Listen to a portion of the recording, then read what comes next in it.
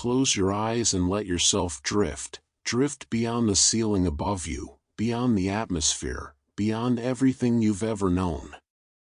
Tonight, we're going to float together through the greatest story ever told, the story of everything. Let's begin with something wonderfully comforting.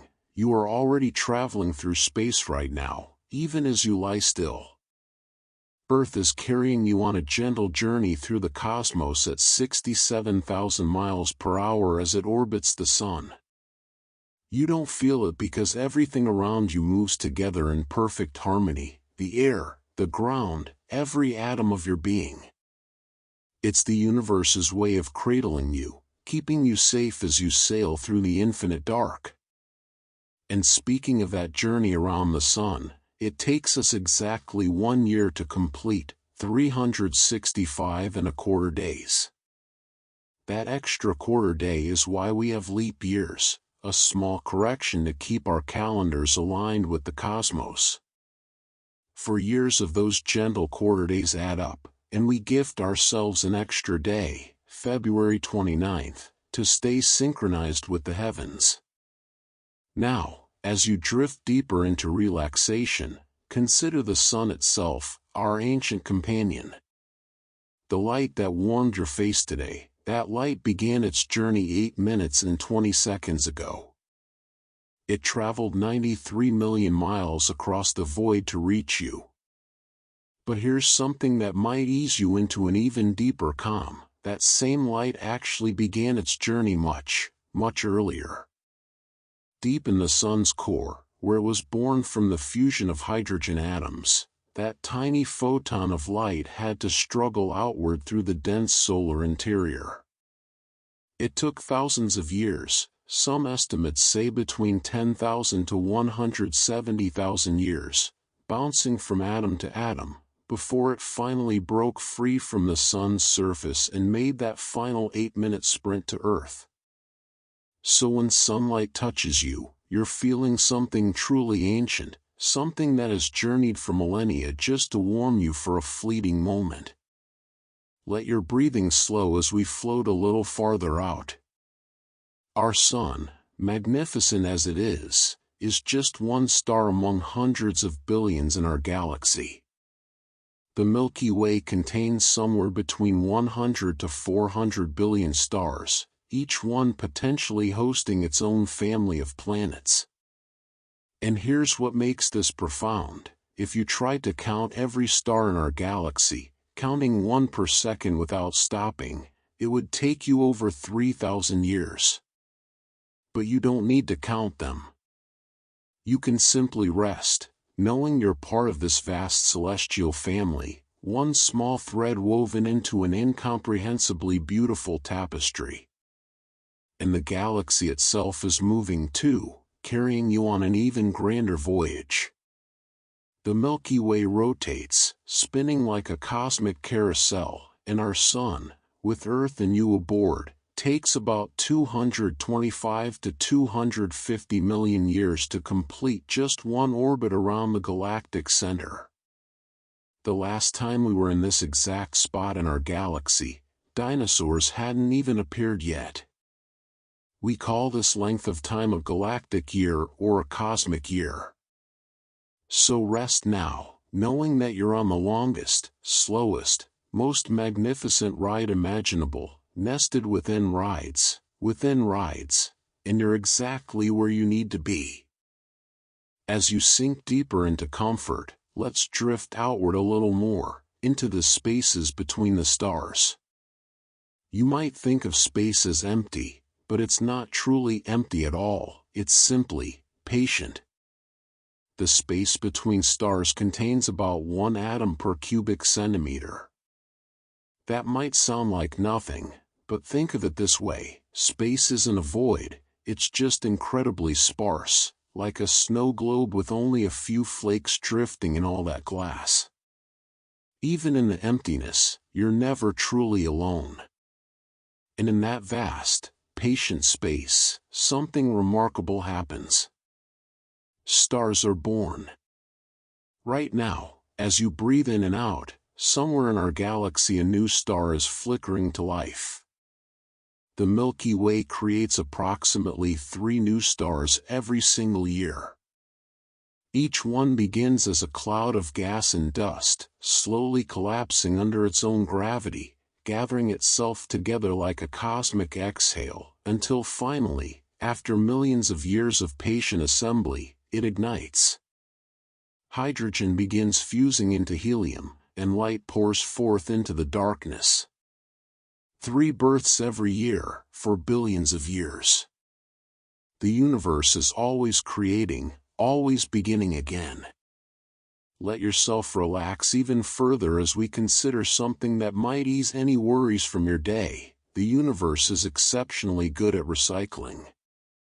Every atom in your body, the iron in your blood, the calcium in your bones, the oxygen you're breathing right now, was forged inside a star that lived and died before our sun was even born. When massive stars reach the end of their lives, they explode in supernovae, scattering their enriched elements across space. These elements then become the building blocks for new stars, new planets, new life. You are literally made of stardust, a collection of atoms that have been on an extraordinary journey through the cosmos, and have somehow found their way into this particular arrangement that is you, here, now, settling into sleep. Carl Sagan said it beautifully, we are a way for the cosmos to know itself. And it's true, through your eyes, the universe gazes back at itself. Through your thoughts, it contemplates its own existence. Now, let's drift towards something timelessly constant in the night sky. Look up on any clear night and you might see the Big Dipper, that familiar pattern of 7 bright stars. But here's a gentle secret the cosmos holds: the Big Dipper isn't permanent. The stars that form this asterism are all moving through space at different speeds and in different directions. In 50,000 years, a mere blink in cosmic time, the Big Dipper will have stretched and warped into an entirely different shape. The handle will droop, the cup will spread apart. But don't worry, you have your whole life to enjoy it exactly as it is now, exactly as countless generations before you have seen it. Some things change so slowly that, for us, they might as well be eternal. And speaking of what we see in the night sky, let's think about our nearest stellar neighbor, a star called Proxima Centauri. It's the closest star to our Sun, and yet it's still 4.24 light-years away. If you could travel at the speed of our fastest spacecraft, the Parker Solar Probe, which reaches speeds of about 430,000 miles per hour, it would still take you over 6,000 years to reach Proxima Centauri. The distances between stars are so vast that they create a kind of cosmic cushion around us, a buffer of space and time. We are held gently in our corner of the galaxy, with room to simply be. Feel the weight of your body sinking into your bed, feel yourself supported, held by the earth beneath you, as we've been held for all of human history. And rest in this: for all the motion, all the journeys through space, Earth has remained a stable home for life for over 3.5 billion years. That's 3.5 billion years of continuous biological presence, of life persisting, adapting, continuing. You are part of that unbroken chain, connected to every living thing that has ever existed on this planet. Breathe slowly. You are safe. You are part of something vast and ancient and ongoing. Let your mind wander now to the moon, that faithful companion hanging in our sky. The moon has been Earth's partner for over 4 billion years, and it does something quietly beautiful for us every single day. It stabilizes Earth's tilt. Our planet is tilted at about 23.5 degrees, which gives us our seasons, the gentle rhythm of spring, summer, autumn, and winter. Without the moon's gravitational presence, Earth would wobble chaotically, and our seasons would swing wildly over thousands of years. But the moon is there, always there, like a cosmic anchor, keeping us steady. It's been doing this since before there was life on Earth, and it will continue long after we've gone. Some friendships are just that constant. And here's something that might ease you even deeper into rest. The moon is slowly drifting away from us, but so slowly that it's nothing to worry about. Each year, the moon moves about 1.5 inches farther from Earth, roughly the same rate at which your fingernails grow. In the early days of Earth, the moon was much closer, and days were much shorter, only about 5 hours long. But over billions of years, the moon's gravitational pull has been slowing Earth's rotation, giving us longer days, longer nights. We now have these perfect 24-hour cycles, this rhythm that our bodies know so well. The universe has been fine-tuning the clock for billions of years, just so you can have this moment of rest. As you settle deeper, think about the darkness itself. Space appears black to us, but that darkness is actually filled with something invisible and mysterious, dark matter. Scientists believe that about 27% of the universe is made of dark matter, a substance we cannot see, cannot touch, but know must be there because of how it affects everything around it. It holds galaxies together with its gravity, like an invisible scaffolding supporting the cosmos. And here's what's comforting about this: the universe is full of things we don't fully understand yet, mysteries we're still unraveling, and that's perfectly okay. We don't need to know everything to rest peacefully within it. Even more mysterious is dark energy, which makes up about 68% of the universe. While dark matter pulls things together, dark energy is gently pushing everything apart, causing the universe to expand. Imagine the universe as a slow, infinite exhale that's been going on for nearly 14 billion years. Everything is gradually moving away from everything else, making space itself larger. But this happens so slowly, so gently, that the structures held together by gravity, our galaxy, our solar system, our Earth, remain perfectly intact.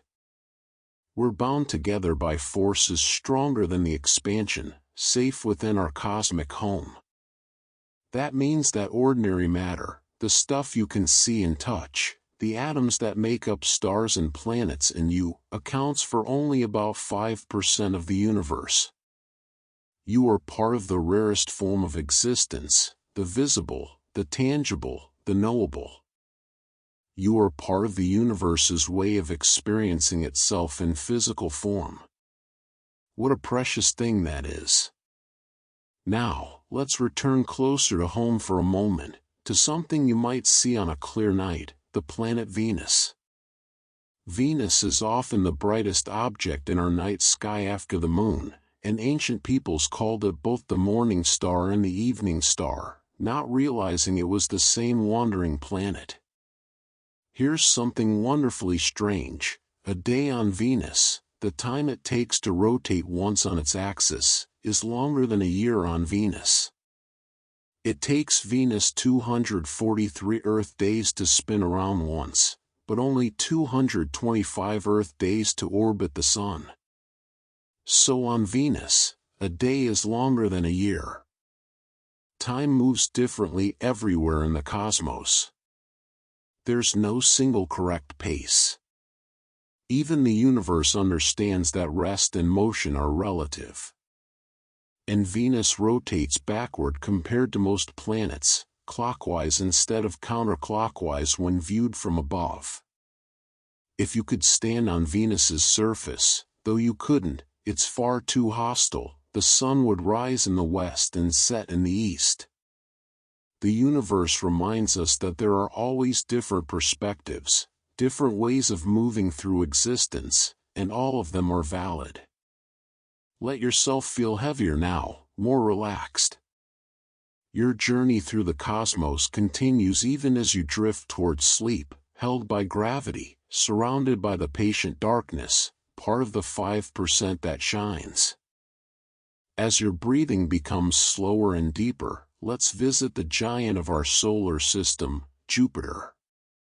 This magnificent planet is so large that 1,300 Earths could fit inside it. And yet, despite its enormous size, Jupiter is made almost entirely of gas, mostly hydrogen and helium, the same elements that make up the Sun. If you could somehow place Jupiter in a bathtub large enough, it would float. Well, most of it would. The core is likely solid, but the vast majority of this giant is lighter than water. Imagine that, something so massive, yet so gentle in its composition that it would bob on an ocean, like a cosmic beach ball drifting on infinite waters. Jupiter does something else quietly protective for us. It acts as Earth's guardian, a gravitational shield. Its immense mass attracts comets and asteroids that might otherwise hurtle toward the inner solar system, toward us. Many potential impactors have been caught by Jupiter's gravity over the billions of years, either crashing into the planet or being flung away into deep space. In 1994, astronomers watched as comet Shoemaker-Levy 9 broke apart and collided with Jupiter in a series of impacts, each explosion visible from Earth. Jupiter took those hits for us. It's been standing guard for eons, a silent protector in the outer reaches of our solar system. Now, let your mind drift outward, past Jupiter, past Saturn with its elegant rings, past distant Uranus and Neptune, to the edge of what we call our solar system. Out there, about 4.5 billion miles from the Sun, is a place where sunlight becomes so faint and diffuse that you'd barely recognize it as daylight. This is where the Voyager 1 spacecraft crossed into interstellar space in 2012, becoming humanity's first object to leave the solar system. Launched in 1977, Voyager 1 has been traveling for over 47 years now, and it's currently more than 15 billion miles from Earth, so far that radio signals from Voyager, traveling at the speed of light, take over 22 hours to reach us. And here's something beautifully poignant. Voyager 1 carries a golden record, a disk containing sounds and images from Earth, greetings in 55 languages, music from different cultures, sounds of wind and rain and laughter, pictures of our planet and its inhabitants. It's a message in a bottle, cast into the cosmic ocean, a whisper from humanity saying, "We were here. We existed. We reached out." That record will outlast our civilization, drifting through space for billions of years, long after the Sun has exhausted its fuel. It's our most permanent monument, floating in the eternal silence. Let yourself sink deeper now, as we contemplate something vast and humbling. Our Milky Way galaxy, with its hundreds of billions of stars, is not alone. It's part of a cosmic neighborhood called the Local Group, which contains about 80 galaxies. And the Local Group itself is just a small part of an even larger structure called the Laniakea supercluster, which contains about 100,000 galaxies spanning 520 million light-years. Laniakea is a Hawaiian word meaning immeasurable heaven, and it's an apt description. We are part of nested structures, communities within communities, archipelagos of light scattered across the darkness. And yet, for all this vastness, there's something intimate happening right now. At this very moment, the Milky Way and our nearest large galactic neighbor, Andromeda, are moving toward each other. In about 4.5 billion years, these two galaxies will collide, or rather, they'll merge, passing through each other in a slow cosmic dance. The stars are so far apart that very few, if any, will actually collide. Instead, the two galaxies will blend together, their spiral arms interweaving, creating a new, larger elliptical galaxy.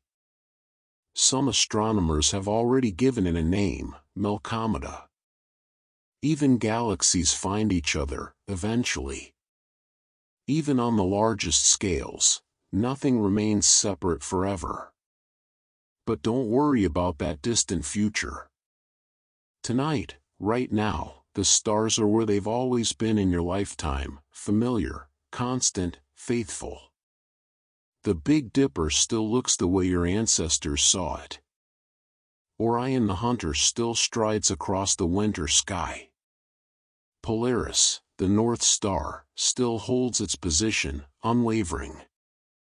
Rest now in the knowledge that you are part of Laniakea, part of the local group, part of the Milky Way, part of this solar system, part of Earth, lying peacefully in this moment. You belong to all of it, and it belongs to you. As you drift closer to sleep, let's turn our thoughts to light itself, that miraculous phenomenon that allows us to see the cosmos at all. Light travels at 186,282 miles per second, and nothing in the universe can go faster. It's the cosmic speed limit, built into the very fabric of reality. But here's what makes this beautiful: light doesn't experience time. From a photon's perspective, if it could have one, its journey from the moment of emission to the moment of absorption happens instantaneously. The photon that left a star 1,000 years ago and enters your eye tonight experiences no passage of time at all. It exists in an eternal now, a timeless instant stretched across the centuries. In a way, light lives outside of time, connecting distant moments into a single, seamless present. When you look up at the stars, you're looking backward through time. The light from the nearest bright star, Sirius, left that star 8.6 years ago. The light from the stars forming Orion's belt left over 800 years ago, when the Crusades were still being fought on Earth. Some of the faint stars you can barely see are thousands of light years away, meaning their light has been traveling toward you since before the pyramids were built. The night sky is a time machine, showing us not the universe as it is, but as it was, a mosaic of different moments, all arriving here, now, together, just for you to witness. And here's something that might ease you into even deeper tranquility: the sun is incredibly stable. It's what astronomers call a main sequence star, and it's been burning steadily for about 4.6 billion years. It will continue burning for another 5 billion years, hardly changing at all during that time. The sun that warmed the first microbes in Earth's ancient oceans is essentially the same sun that warmed you today. The sun that will shine tomorrow is the same that has shone for eons. Generation after generation, the sun rises and sets with remarkable constancy. Some things in this universe are simply dependable. Let your body relax completely now as we visit one of the most serene concepts in all of cosmology, the cosmic microwave background. This is the afterglow of the Big Bang itself, a faint whisper of heat that fills all of space. About 380,000 years after the universe began, it had cooled enough for light to travel freely for the first time.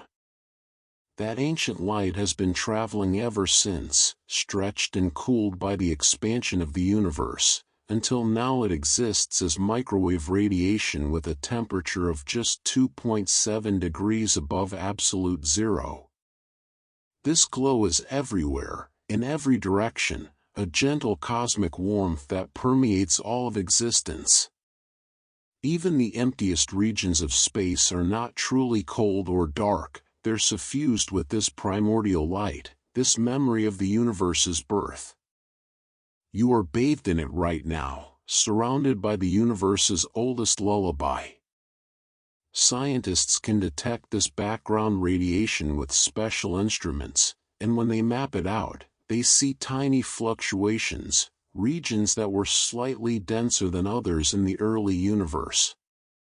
Those denser regions eventually became the seeds of galaxies, of stars, of planets, of you. The pattern of the cosmic microwave background is like the universe's baby photo, showing the delicate variations that would grow into all the structure we see today.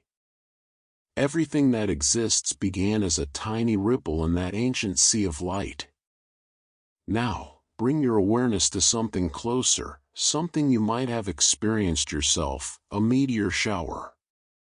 Several times a year, Earth passes through debris left behind by comets, and these tiny particles, most no larger than grains of sand, burn up in our atmosphere, creating streaks of light we call shooting stars. The Perseid meteor shower in August, the Geminids in December, these are moments when the cosmos puts on a show just for us. And here's the gentle truth, you're never watching alone. Every meteor shower has been witnessed by humans for thousands of years. Ancient peoples saw the same skies ablaze with falling stars and wove them into stories, into myths, into meaning. When you watch meteors streak across the sky, you're participating in one of humanity's oldest shared experiences, connected across time to everyone who has ever paused to marvel at the heavens. Those meteors you see are often particles from comets that passed by decades or even centuries ago. The Perseids, for instance, come from comet Swift-Tuttle, which orbits the Sun every 133 years and last passed close to Earth in 1992. But it left a river of dust in its wake, and every August, Earth crosses that stream, and we see the result, dozens of shooting stars per hour, each one a tiny farewell from a comet that's long since moved on. Feel yourself growing heavier, softer, ready to let go. The universe continues its patient work, stars burning, galaxies turning, light traveling, while you rest. You don't need to do anything. You're exactly where you need to be. As sleep draws nearer, let's contemplate something beautifully rhythmic, the pulses of the cosmos. Scattered throughout our galaxy are neutron stars, the collapsed cores of massive stars that have ended their lives in supernova explosions. These objects are incredibly dense. A teaspoon of neutron star material would weigh about 1 billion tons on Earth. Some of these neutron stars spin rapidly and emit beams of radiation from their magnetic poles, sweeping across space like cosmic lighthouses. We call them pulsars. The fastest known pulsar spins 716 times per second, and yet it does so with remarkable precision. Pulsars are so regular, so rhythmic, that when they were first discovered in 1967, astronomers briefly wondered if they might be signals from alien civilizations. But no, they're natural clocks, the universe's own heartbeat, ticking away in the darkness with extraordinary faithfulness. Some pulsars have been observed for decades, and their timing is so precise that they rival our best atomic clocks. They're nature's metronomes, keeping time with such accuracy that scientists use them to test Einstein's theories of gravity and even to search for gravitational waves. The universe, it turns out, has its own sense of rhythm, its own steady pulse threading through the chaos. Now let your mind settle on something even more mysterious and calming, black holes. These aren't the destructive monsters they're often portrayed as. In reality, black holes are simply regions where gravity has become so strong that nothing, not even light, can escape from within a boundary called the event horizon.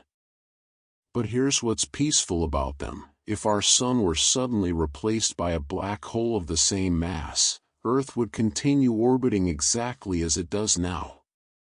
We wouldn't be sucked in. The gravity would be identical, just concentrated in a smaller space. Black holes don't roam around devouring everything, they're actually quite stationary. They wait. They're patient. At the center of our Milky Way galaxy, there's a supermassive black hole called Sagittarius A*, pronounced A star. It has a mass of about 4 million suns, and yet it sits there quietly, surrounded by stars that orbit it in an intricate dance. Some of these stars have been observed for decades, tracing elliptical paths around the invisible giant, their movements perfectly predictable, perfectly safe. Even the most extreme objects in the universe follow rules, maintain order, create patterns we can understand and trust. And here's something wonderfully paradoxical. While nothing can escape from inside a black hole's event horizon, black holes themselves can evaporate. Stephen Hawking discovered that black holes emit a faint radiation due to quantum effects at the event horizon. This Hawking radiation is incredibly weak. It would take longer than the current age of the universe for even a small black hole to evaporate completely. But eventually, given enough time, trillions upon trillions of years, even black holes fade away. Nothing in this universe is truly permanent, and there's something freeing about that. Everything is temporary, everything is transient, including whatever worries you carried into this evening. They too shall pass. Let yourself sink deeper now as we visit the most numerous objects in the cosmos, planets. For most of human history, we knew of only the planets in our own solar system. But in 1992, astronomers discovered the first planets orbiting other stars, and since then, we've found thousands upon thousands of them. Current estimates suggest there are more planets than stars in our galaxy, potentially hundreds of billions of worlds, each one unique. Rocky planets like Earth, gas giants like Jupiter, ice worlds, lava worlds, planets that orbit two suns, planets that rain glass sideways in supersonic winds, water worlds completely covered in ocean. And among those billions of planets, many orbit within their star's habitable zone, the region where temperatures allow liquid water to exist. Scientists estimate there could be as many as 40 billion Earth-sized planets in habitable zones throughout the Milky Way alone. 40 billion possible homes for life, 40 billion places where, perhaps, someone else might be looking up at their night sky right now, wondering if they're alone. You are part of a universe so abundant with possibility that loneliness becomes almost impossible to believe in. One particularly intriguing discovery is a planet called Kepler 452b, sometimes called Earth's cousin. It orbits a star similar to our Sun. It's only about 60% larger than Earth, and it sits squarely in its star's habitable zone. It's 1,400 light-years away, so we're seeing it as it was in the year 624 AD, when the Tang dynasty was flourishing in China. If there's someone on that planet looking back at us with a powerful enough telescope, they'd see Earth as it was 1,400 years ago. We're forever sending our past out into the universe, light year by light year, an expanding sphere of history radiating outward at the speed of light. Close your eyes fully now. Feel yourself floating in this cosmos of infinite possibility, surrounded by billions of worlds, bathed in ancient light, part of a universe that pulses with rhythm and order even in its vastness. You are held, you are safe, you are exactly where countless stars and planets have conspired for you to be. As you float deeper into rest, let's drift towards something elegant and eternal, the rings of Saturn. When Galileo first observed Saturn through his primitive telescope in 1610, he couldn't quite make out what he was seeing. He thought Saturn might have ears or be a triple planet. It wasn't until 1655 that Christian Huygens realized Saturn was surrounded by a ring. But these aren't solid structures. Saturn's rings are made of countless pieces of ice and rock, ranging in size from tiny grains to chunks as large as houses, all orbiting the planet in a thin, flat disk. Despite spanning over 175,000 miles across, the rings are remarkably thin, in most places only about 30 feet thick. If you shrunk Saturn's rings down to the size of a football field, they'd be thinner than a razor blade. The universe creates such delicate beauty. And these rings aren't permanent either. Scientists now believe Saturn's rings might be relatively young in cosmic terms, perhaps only 100 to 400 million years old, formed when a moon or comet ventured too close and was torn apart by Saturn's gravity.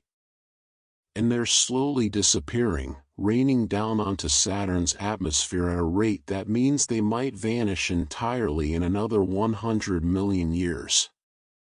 We're living in a special time, a window of cosmic history when Saturn has rings. We're fortunate enough to witness this temporary magnificence, this fleeting decoration on a giant world. Now, let your breathing slow even more as we consider something that connects us all, the elements. Every element heavier than hydrogen and helium was created inside stars. The carbon in your muscles, the calcium in your bones, the iron in your blood, the oxygen you're breathing, all of it was forged in stellar furnaces billions of years ago. But the heaviest elements, things like gold and platinum and uranium, couldn't be made in ordinary stars. They require even more extreme conditions. They were created in the violent collision of neutron stars, in explosions so powerful they sent ripples through the fabric of spacetime itself. In 2017, astronomers detected gravitational waves from two neutron stars colliding 130 million light-years away. In that single event, lasting just seconds, they produced more gold than exists in all of Earth's oceans. That gold scattered into space, mixing with clouds of gas and dust, eventually becoming part of new star systems, new planets. The gold in any ring you might wear, the gold in ancient treasures and modern electronics, all of it came from cataclysmic events like this, from the deaths of stars, from collisions in the deep past. You are the remnants of cosmic violence, transformed into something beautiful and precious. Let yourself feel heavier now, supported completely, as we visit our neighboring planet, Mars. Mars is about half the size of Earth, and its day is remarkably similar to ours, 24 hours and 37 minutes. If you stood on Mars, you'd experience sunrises and sunsets, the cycle of day and night, in a rhythm almost identical to what you know here. But here's something enchanting: the sunsets on Mars are blue. Because of the fine dust suspended in Mars's thin atmosphere, the Martian sky appears butterscotch or salmon-colored during the day, but at sunset, the area around the sun glows with a soft blue hue.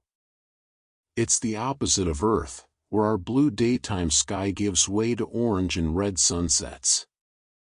The universe loves symmetry, but it also delights in variation. Mars also has the largest volcano in the entire solar system, Olympus Mons. It stands about 16 miles high, nearly 3 times the height of Mount Everest, and it's so wide, about 370 miles across, that if you stood on its summit, its slopes would extend beyond the horizon in every direction. You wouldn't even realize you were on a mountain. And yet, despite its immense size, Olympus Mons is a shield volcano, built up gently over millions of years by countless lava flows. Even the largest mountains in the solar system were built slowly, patiently, layer by layer. There's no rush in the cosmos. Everything unfolds in its own time. Now, bring your awareness to something happening right at this moment, even as you rest: cosmic rays. These are high-energy particles, mostly protons, that zip through space at nearly the speed of light. They come from supernovae, from distant galaxies, from sources we're still working to understand. About 100 cosmic ray particles pass through your body every second. They've traveled for millions or even billions of years across the universe, and they're passing through you right now, completely harmlessly. You are transparent to them, like mist to moonlight. You are porous to the cosmos, touched constantly by particles that have journeyed from the edge of the observable universe.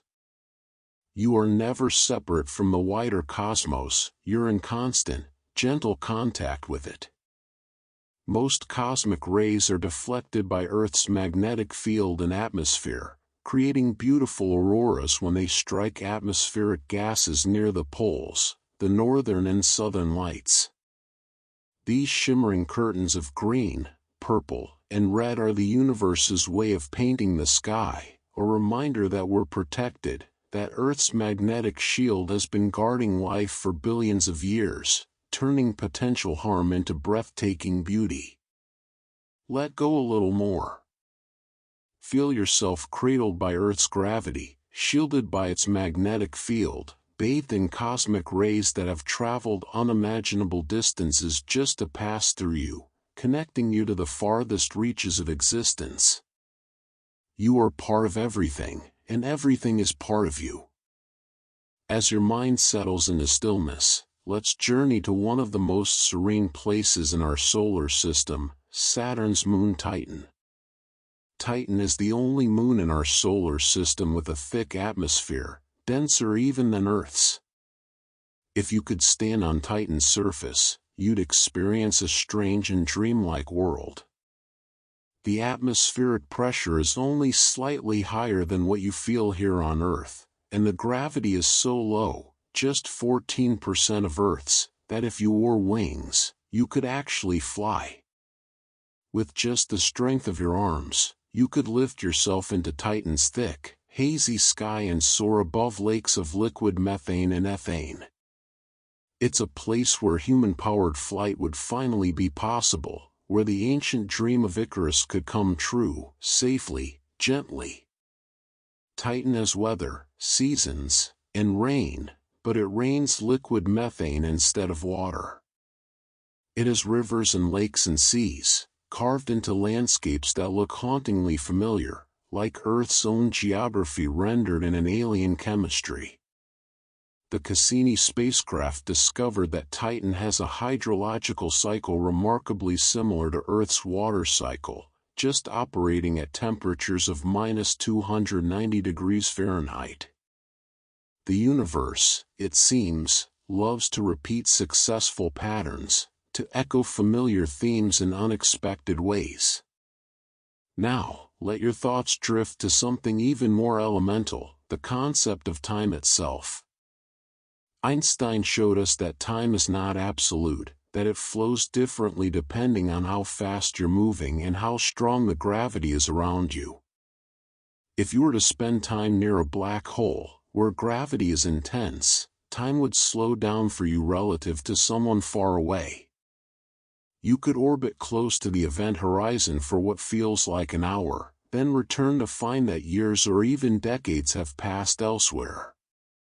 Time is flexible, malleable, woven into the fabric of space-time itself. There is no single now that the entire universe shares. Every point in space has its own relationship with time. This means that in a very real sense, the past and future are less fixed than we imagine. Time is more like a landscape we move through than a river that carries us. And in this moment, as you rest, your experience of time is your own. These minutes might feel long or short, rapid or slow, and both experiences are equally valid, equally real. Let yourself relax even deeper as we visit the idea of cosmic abundance. Our sun produces an almost incomprehensible amount of energy. Every second, it converts about 600 million tons of hydrogen into helium through nuclear fusion. In doing so, it releases as much energy every second as roughly 1 trillion nuclear bombs. And yet, we receive only about 1/1000th of the sun's total energy output here on Earth. The rest radiates outward in all directions, most of it traveling endlessly through empty space, warming nothing, illuminating nothing, simply existing as light moving through the void. The universe is extravagantly wasteful, beautifully abundant. It creates far more than it needs, gives far more than is required. And the sun does this effortlessly, without strain, without depletion. It has enough hydrogen fuel to continue burning for another 5 billion years without any change in its brightness or stability. 5 billion years of steady, reliable warmth and light. That's how much reserve, how much patience, the universe builds into its systems. Consider now the smallest scales of existence, the quantum realm. At the level of atoms and subatomic particles, reality becomes probabilistic rather than deterministic. Electrons don't orbit nuclei in fixed paths like planets orbit stars. Instead, they exist in clouds of probability, simultaneously occupying many positions at once until observed. Particles can be in two places at the same time, can tunnel through barriers they shouldn't be able to cross, can become entangled with each other across vast distances so that measuring one instantly affects the other. The universe at its smallest scales is dreamlike, fluid, more like a symphony of possibilities than a clockwork mechanism. And yet, from all this quantum uncertainty, from these probabilistic foundations, emerges the solid, predictable world you experience, the bed beneath you, the air around you, the reliable rising and setting of the sun. Order emerges from apparent chaos. Certainty crystallizes from probability. The universe knows how to build something stable and dependable from components that are anything but. Here's something to ease you further towards sleep. The atoms in your body are mostly empty space. If an atom were the size of a cathedral, its nucleus would be the size of a small coin at the center, and the electrons would be tiny specks orbiting near the walls. The vast majority of the volume would be nothing. Emptiness. And yet, you feel solid. You experience yourself as substantial, continuous, real. That's because the electromagnetic forces between atoms create fields of repulsion that give matter its apparent solidity. You are mostly empty space, held together by invisible forces, and yet you are undeniably here, undeniably real, undeniably yourself. In a way, you are like the cosmos itself, mostly emptiness, punctuated by islands of matter and energy, held together by fundamental forces, creating something coherent and beautiful from components that are sparse and scattered. Rest now in this understanding. You are simultaneously solid and spacious, present and probabilistic, temporary and connected to the eternal. You are a pattern in the cosmos, and the pattern is perfect exactly as it is. As you sink into the deepest layers of rest, let's turn our gaze to the edge of what we can see, the observable universe. The universe is about 13.8 billion years old, and because light travels at a finite speed, we can only see the parts of the universe whose light has had time to reach us. This creates a sphere around us, centered on Earth, that extends about 46.5 billion light-years in every direction. Beyond that horizon, there is surely more universe, perhaps infinitely more, but its light simply hasn't reached us yet. We exist in our own cosmic bubble, our own sphere of visibility, and what lies beyond remains a mystery. There's something comforting in knowing the universe still holds secrets, that no matter how much we learn, there will always be more to discover, more to wonder about. Within our observable universe, there are an estimated 2 trillion galaxies. 2 trillion islands of stars, each containing hundreds of billions of suns. If you tried to count all the stars in the observable universe, you'd arrive at a number around 1 septillion, that's a 1 followed by 24 zeros. And yet, from where you lie, on a clear night, you can see only about 5,000 stars with your naked eye. You're seeing the tiniest fraction of what exists, the nearest neighbors in a cosmos so vast it defies comprehension. But those 5,000 stars are enough. They've been enough for every human who has ever lived, enough to inspire wonder, to guide travelers, to make us feel connected to something greater.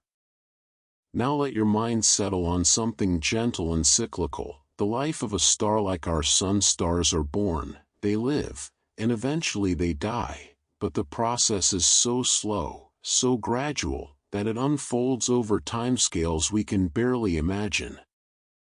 Our sun is currently in its middle age, about halfway through its life. In about 5 billion years, it will begin to run out of hydrogen fuel in its core. When that happens, it won't explode. Instead, it will gently expand, becoming a red giant. Its outer layers will extend past Mercury's orbit, perhaps even past Venus. Earth will likely be engulfed, or at the very least, scorched to a lifeless cinder. But this won't happen for 5 billion years. That's longer than Earth has existed so far. There's no urgency, no rush, no need for concern tonight or for countless nights to come. After its red giant phase, the sun will gently shed its outer layers, creating a beautiful planetary nebula, a glowing shell of gas expanding into space, illuminated by the remaining core. And at the center will be a white dwarf, a dense, hot remnant about the size of Earth but containing most of the sun's mass. That white dwarf will slowly cool over trillions of years, eventually becoming a cold, dark cinder floating through space. But even then, the atoms that once made up our sun will persist, drifting through the galaxy, perhaps someday becoming part of new stars, new planets, new possibilities. Nothing is ever truly lost in the cosmos, it's all just transformed, recycled, renewed. Let yourself breathe even more slowly now as we consider the spaces between galaxies. While galaxies themselves are rich with stars, the vast majority of space is intergalactic, the enormous voids between clusters of galaxies. These voids can be hundreds of millions of light-years across, containing very few galaxies, very few stars.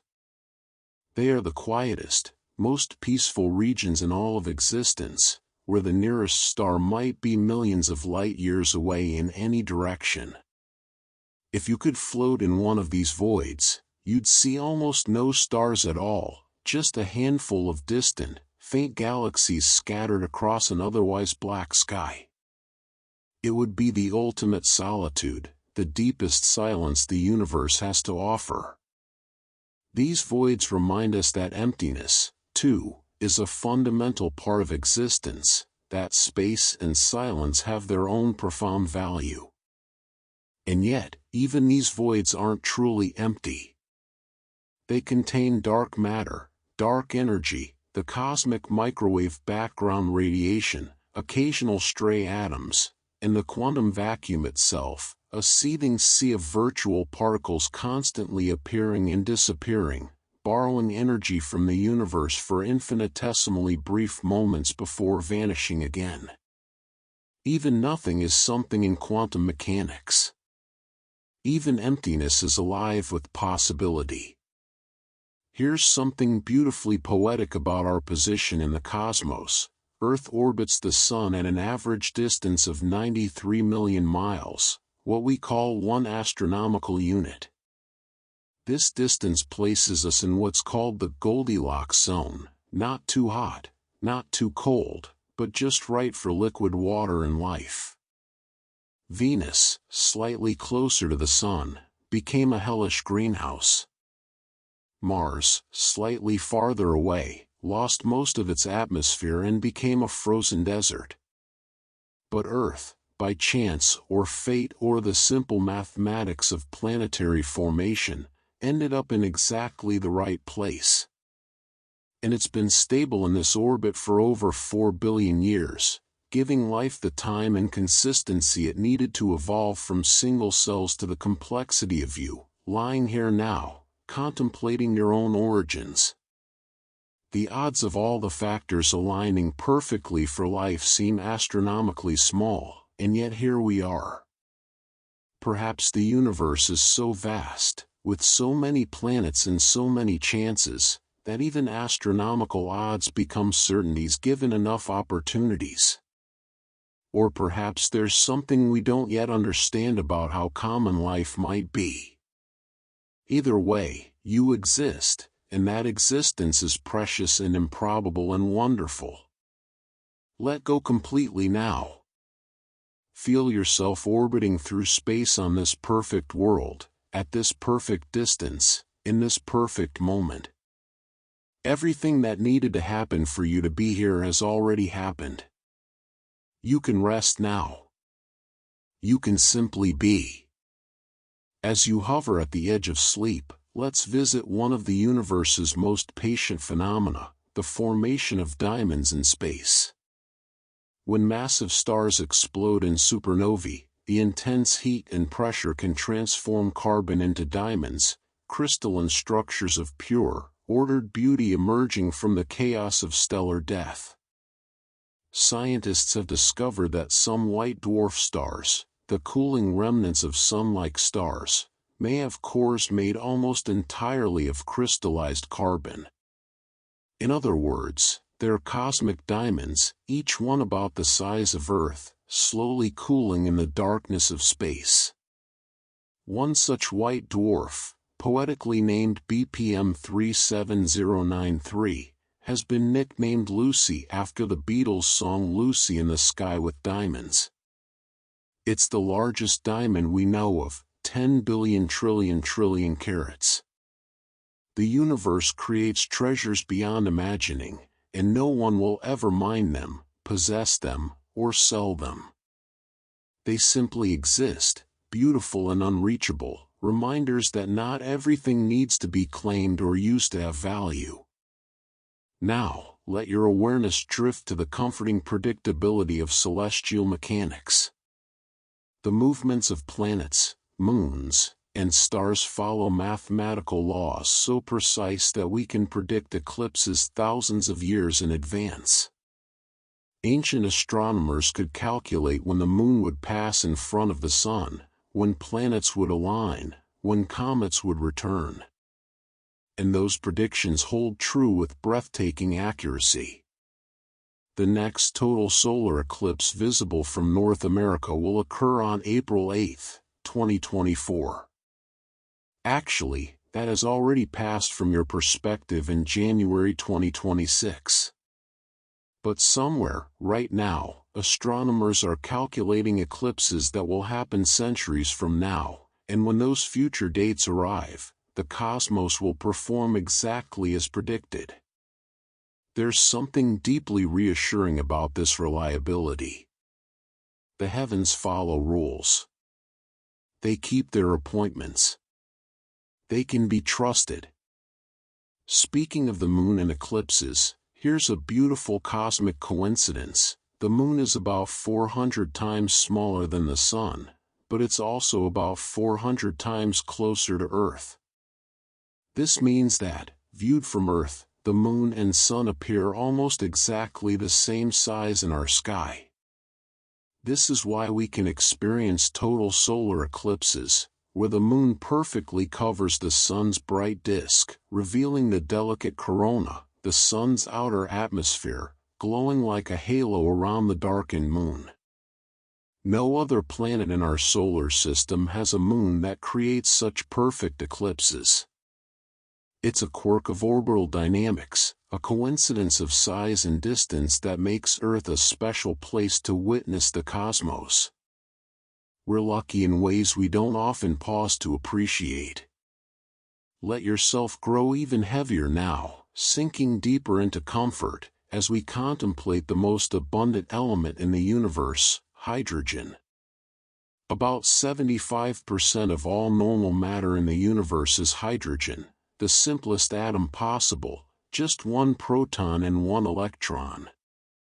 It was the first element created after the Big Bang, forming within the first few minutes of the universe's existence.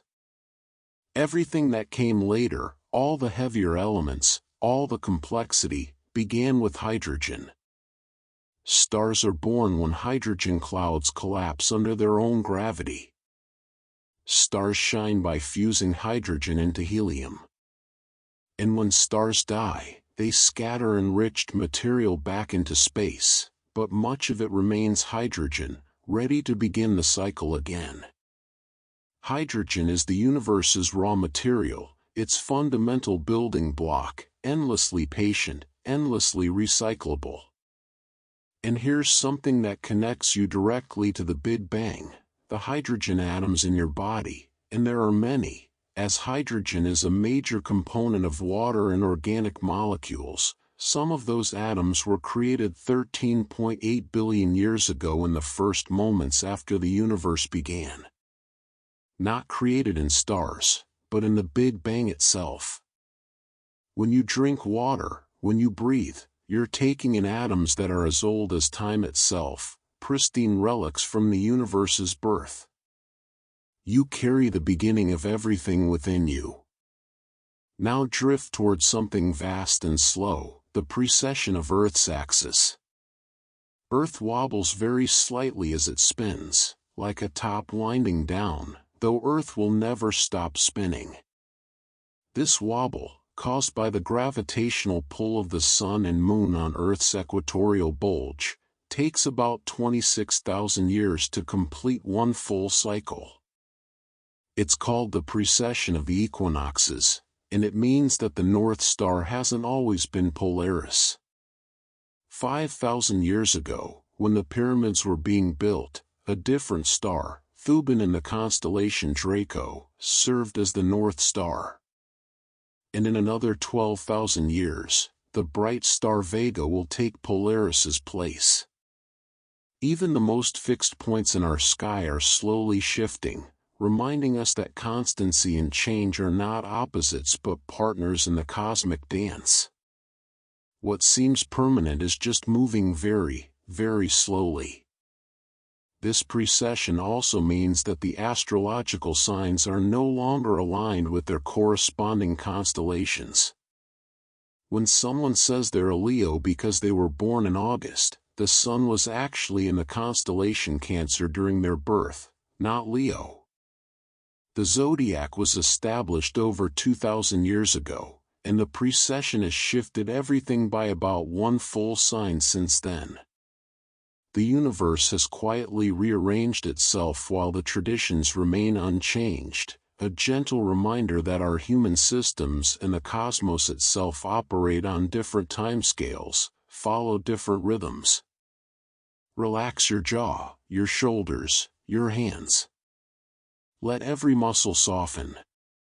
You are held by a planet that wobbles gently through space, orbiting a star that burns with perfect constancy, surrounded by atoms as old as time itself, floating in a universe that creates diamonds the size of worlds just for the beauty of it. There is nowhere you need to be, nothing you need to do.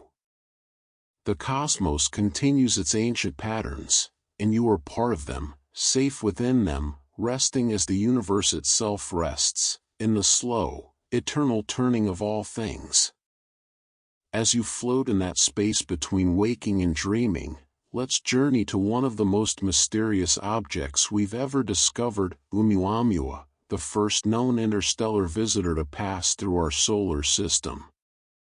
In October 2017, astronomers spotted this strange, elongated object tumbling through space, traveling at over 50,000 miles per hour. It came from somewhere else, another star system entirely, wandered through our cosmic neighborhood for a few brief months, and then continued on its journey back into the depths of interstellar space. We'll never see it again. It's already too far away, too faint, disappearing into the darkness from which it came. Oumuamua is a Hawaiian word meaning scout or messenger from afar arriving first. And it reminds us that we're not isolated. Our solar system sits in a galaxy where objects drift between the stars, travelers from distant places passing through, connecting everything in ways we're only beginning to understand. Scientists estimate that at any given time, there might be thousands of interstellar objects passing through our solar system, most too small or too distant to detect. We're swimming in a river of cosmic debris, remnants from other stellar systems, silent witnesses to distant worlds we'll never see. You're surrounded by travelers from far away, all of you moving through the same space, ships passing in the cosmic night. Now, let your mind settle on something wonderfully circular, the concept of cosmic recycling on the grandest scale. Galaxies don't just exist in isolation, they interact, merge, and exchange material. When two galaxies collide, their stars almost never hit each other. Remember, the distances between stars are so vast that even when entire galaxies merge, it's mostly empty space passing through empty space. But the gas clouds do interact, compressing and triggering new waves of star formation. Old galaxies become young again through collision, their spent gas reservoirs reignited into stellar nurseries. Death and birth are intertwined even on galactic scales. Our own Milky Way has consumed dozens of smaller galaxies over its lifetime, absorbing their stars into our own structure. Some of the stars you see at night are refugees from ancient, long-dissolved dwarf galaxies that wandered too close to the Milky Way millions or billions of years ago. They orbit our galactic center now, indistinguishable from native stars, fully integrated into our cosmic community. The universe practices acceptance on the largest possible scale. Everything eventually becomes part of everything else. Let yourself breathe even more gently as we visit the concept of habitability. For decades, scientists believed that for life to exist, a planet needed to orbit within the narrow habitable zone of its star, that Goldilocks region where water can be liquid. But we've discovered that some of the most promising places to search for life are actually moons orbiting the giant planets in the outer solar system, far from the sun's warmth. Europa, one of Jupiter's moons, has an icy surface, but beneath that ice is a global ocean of liquid water, kept warm not by sunlight but by tidal heating, the constant flexing of Europa's interior caused by Jupiter's immense gravitational pull. This ocean may be twice the volume of all of Earth's oceans combined, and it's existed for billions of years. A dark sea beneath an ice ceiling, possibly teeming with life we've never imagined. Saturn's moon Enceladus has a similar subsurface ocean, and the Cassini spacecraft flew through geysers of water erupting from cracks in Enceladus's south pole. Those geysers contained organic molecules, the building blocks of life. Somewhere beneath that frozen surface, in complete darkness, warmed by the same tidal forces that heat Europa, there might be life, simple microbes perhaps, but life nonetheless, thriving in conditions utterly alien to everything on Earth's surface. The universe, it seems, is creative in its solutions, finding ways for life to persist in the most unexpected places. Now drift towards something that happens in the silence of space, the music of the spheres. While space is a vacuum and sound cannot travel through it, celestial objects emit electromagnetic radiation across many frequencies. Scientists have learned to convert these signals into sound waves we can hear, a process called sonification. The sun produces a deep, resonant hum. Saturn's radio emissions sound like eerie, otherworldly choir. Pulsars create rhythmic beeping, their precise rotations translated into cosmic percussion. Black holes, when they consume matter, produce what might be described as a cosmic roar. The universe is full of music we can't directly hear, but it's their frequencies and vibrations, oscillations and waves, a symphony playing constantly in the electromagnetic spectrum, the gravitational waves, the quantum fields that permeate all of space.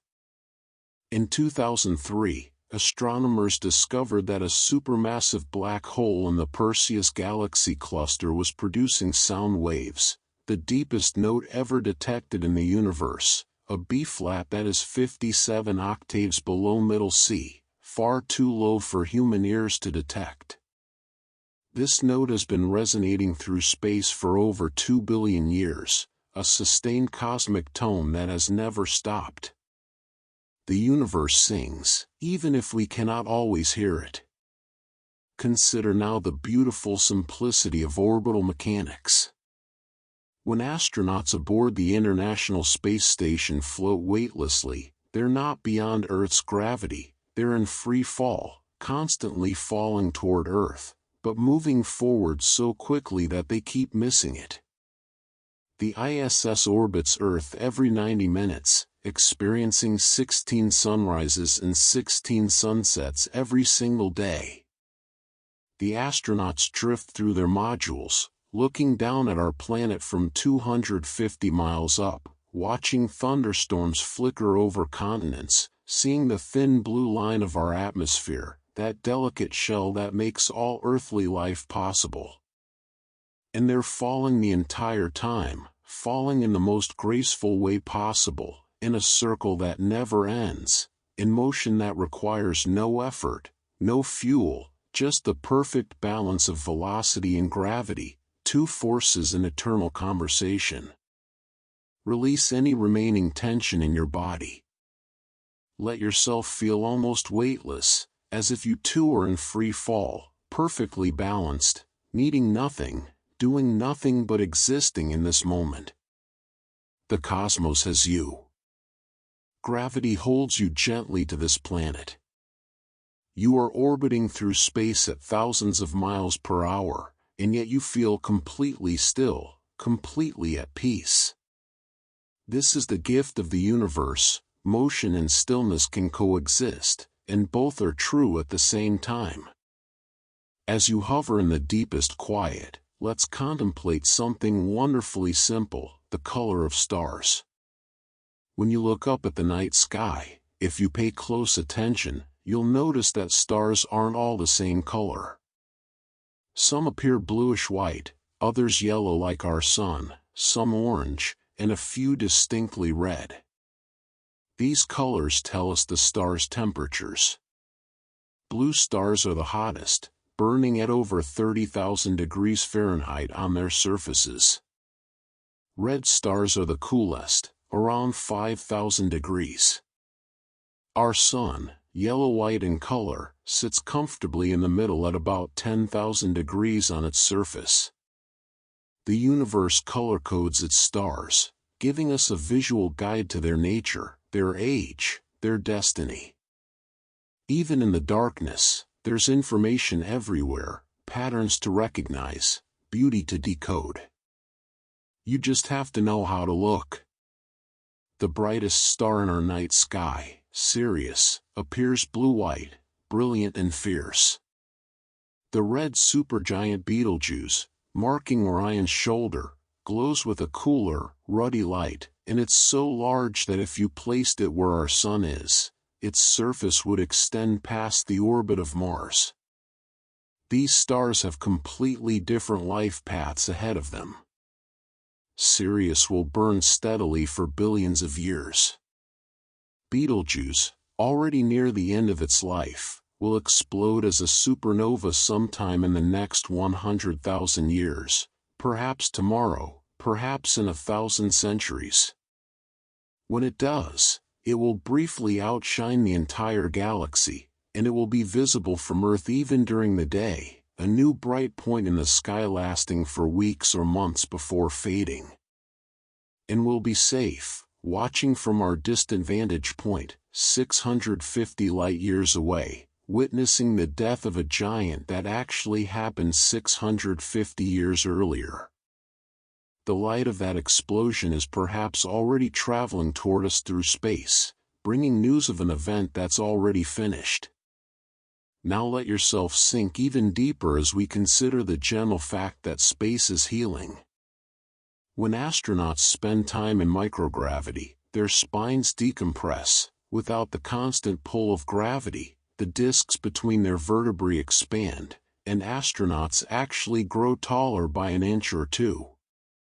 They return to Earth relieved of the weight they've carried their entire lives, at least temporarily. Gravity reclaims them gradually after they land, compressing them back to their original height over the following days. But for that brief time in orbit, they're freed from the burden of their own weight, stretched out, lengthened, given a respite from the constant downward pull. Even our bodies remember that we came from the stars, and in space, they relax into a more expansive form. Let your thoughts drift now to the nature of constellations, those familiar patterns we've drawn in the sky. The stars that form Orion, or Ursa Major, or any constellation, aren't actually near each other in space. They only appear grouped together from our specific vantage point on Earth. The three stars forming Orion's belt, for instance, are at vastly different distances.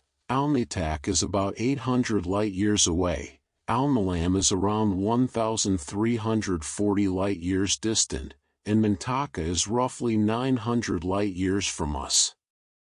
They have no physical connection to each other. They don't orbit together, they're not gravitationally bound. They're like strangers standing at different depths in a crowd who happen to align perfectly when you look at them from one specific angle. The patterns we see in the sky are patterns we create, meanings we impose on random arrangements of distant suns. And yet, those patterns have guided travelers, inspired stories, and connected humans across cultures for thousands of years. Sometimes the meaning we create is just as real as any physical connection. Consider something paradoxical and peaceful. The speed of light is constant, always 186,282 miles per second, no matter who measures it or how they're moving. This seems impossible. If you're on a train moving forward and you throw a ball forward, the ball's speed relative to the ground is your throwing speed plus the train's speed. But light doesn't work this way. Light from a flashlight always travels at exactly the same speed whether you're standing still, running forward, or moving backward. This fact, discovered by Einstein, means that space and time themselves must be flexible, must bend and stretch to accommodate light's constant speed. The universe rearranges reality itself to preserve this one fundamental constant. And there's something comforting in that. Some things remain unchanged no matter what, anchors in a relativistic universe, unwavering reference points we can always count on. Now let your mind rest on the thought of cosmic distances and the protection they provide. The nearest star system to us, Alpha Centauri, is 4.37 light-years away. When a supernova explodes, it releases dangerous radiation, but that radiation diminishes with distance. For a supernova to pose any threat to life on Earth, it would need to occur within about 30 light-years of us. In our local neighborhood, there are only about 400 stars within that radius, and none of them are massive enough to go supernova anytime soon. We're cushioned by distance, surrounded by a safety zone of empty space. The vastness that seems lonely is actually protective. We're isolated enough to be safe, connected enough not to be alone. And finally, as you drift towards sleep, hold this thought: right now, at this very moment, light that left Earth years ago is traveling outward into space. Every photon that bounced off your skin, every bit of light that reflected from you is moving away at the speed of light, carrying an image of you into the cosmos. The you from 1 year ago is now 1 light-year away, a sphere of light expanding outward, an ever-growing bubble containing your image. The you from 10 years ago is 10 light-years away. You are radiating into the universe, leaving traces of yourself scattered across space and time, becoming part of the cosmos in the most literal way. You're not just in the universe, you're actively becoming part of its fabric, photon by photon, moment by moment. Rest now, completely. You've traveled far tonight, from Earth to the edge of the observable universe and back again. You've touched on stars and atoms, time and light, gravity and emptiness. You are made of stardust, held by gravity, connected to everything that exists. The cosmos continues its patient work while you sleep, stars forming, planets orbiting, light traveling, galaxies slowly wheeling through space. And you are part of it all, a conscious piece of the universe aware of itself, resting now, safe, at peace. Let yourself go. Let sleep take you. The stars will still be there when you wake. If you're still listening, still floating in this space between waking and dreams, let's drift together a little longer, into even quieter corners of the cosmos. There's no urgency, no destination, just the gentle pleasure of wandering through wonder. Consider the small, icy world of Pluto, once called the 9th planet, now classified as a dwarf planet, orbiting in the distant reaches of our solar system. Pluto takes 248 Earth years to complete a single orbit around the Sun. It was discovered in 1930, and it won't return to the same position in its orbit until the year 2178. No human who was alive when Pluto was discovered will live to see it complete even one full journey around the Sun. And yet, Pluto doesn't rush. It moves at its own pace, taking its time, unbothered by our human need to categorize or hurry. When the New Horizons spacecraft flew past Pluto in 2015, it revealed a world far more complex and beautiful than anyone expected: heart-shaped plains of nitrogen ice, mountains made of water ice as hard as rock, a hazy blue atmosphere. Even in the distant cold, billions of miles from the sun's warmth, there is unexpected beauty, patience rewarded with discovery. Pluto's largest moon, Charon, is so big relative to Pluto that the two bodies orbit a point in space between them. They're essentially a binary system, two worlds locked in an eternal dance, each always showing the same face to the other.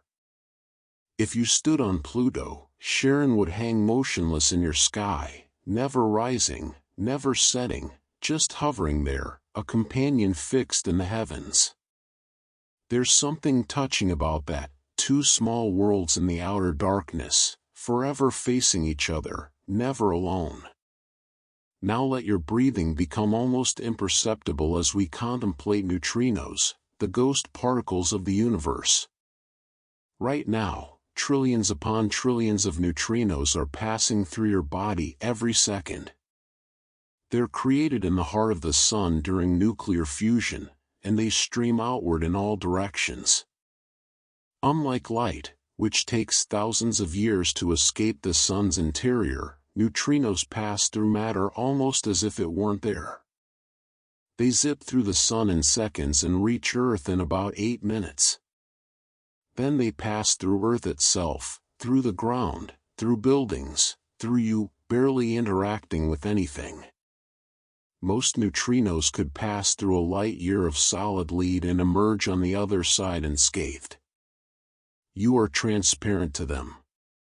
They're touching you constantly, connecting you to the sun's core, but so gently that you'll never feel it. The universe is full of these invisible touches, these unfelt connections. Scientists have built enormous detectors deep underground or under ice to catch just a handful of neutrinos, massive tanks filled with thousands of tons of water or ice, all to detect the faint flash of light when, very occasionally, a neutrino happens to collide with an atom. It's like trying to catch whispers in a hurricane, but when they succeed, those rare captures tell us about processes happening in the cores of stars, in supernovae, even in the Big Bang itself. The quietest particles carry some of the deepest secrets. Let yourself relax even more, if that's possible, as we visit the concept of tides, not just on Earth, but throughout the cosmos. The moon's gravity pulls on Earth's oceans, creating the rising and falling of tides that we see along coastlines twice each day. But Earth pulls on the moon too, and long ago, those tidal forces locked the moon's rotation to its orbit, which is why the same side of the moon always faces Earth. We've never seen the far side of the moon with our own eyes from Earth. It remained hidden until spacecraft photographed it in 1959. The moon holds secrets even from those who observe it most faithfully. Tidal forces exist throughout the universe, wherever two bodies orbit each other. Jupiter's tidal pull on its moon Io creates such intense friction in Io's interior that the moon is the most volcanically active body in the entire solar system, with hundreds of active volcanoes constantly erupting. Io is being literally kneaded by Jupiter's gravity, heated from within by the giant planet's relentless pull. Even destruction can be gentle when it's constant, when it's simply the way things have always been. Now drift toward the realization that every atom heavier than helium in your body was created inside a star, yes, but consider the journey those atoms took to reach you. After being forged in stellar cores or created in supernova explosions, those atoms drifted through space for millions or billions of years. They became part of clouds of gas and dust. Those clouds slowly collapsed under their own gravity, forming new stars and planets. On Earth, those atoms became part of rocks, oceans, the atmosphere. They cycled through countless organisms, bacteria, plants, animals, each one using them temporarily before releasing them back into the environment. The calcium in your bones might have once been part of a trilobite 400 million years ago. The iron in your blood might have cycled through 1,000 different creatures before becoming part of you.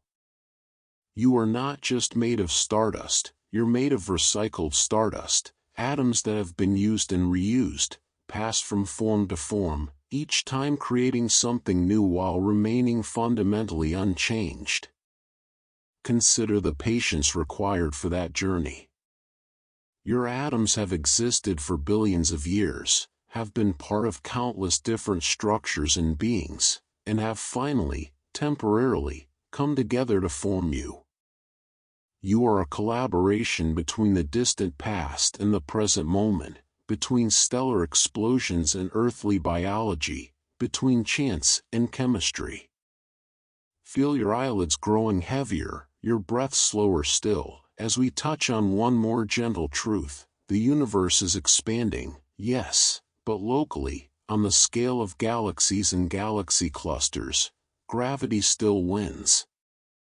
Our local group of galaxies, the Milky Way, Andromeda, and dozens of smaller companions, will not be torn apart by cosmic expansion.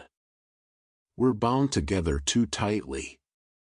Even as the distant universe expands around us, we'll remain a family, orbiting each other, eventually merging into one larger system.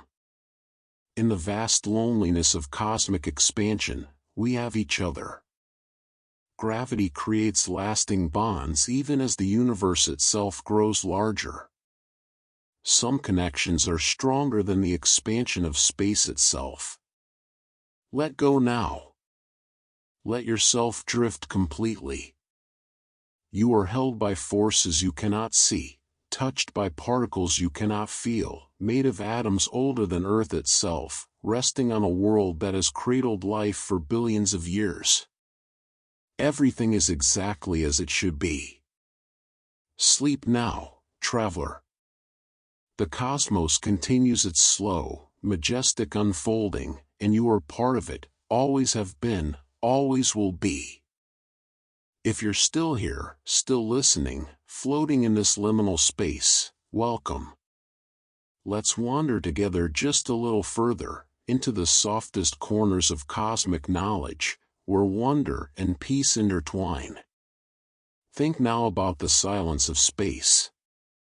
On Earth, you're surrounded by sound, wind, voices, the hum of distant traffic, your own heartbeat. But in space, there is no medium for sound to travel through. An explosion, even the most violent supernova, occurs in perfect silence. Stars are born without fanfare. Planets collide without a crash. If you could somehow survive in the vacuum of space, you would experience a silence more complete than any you've ever known on Earth. No rustling, no breathing of others, no ambient noise, just absolute, profound quiet. It would be the deepest meditation imaginable, the purest stillness.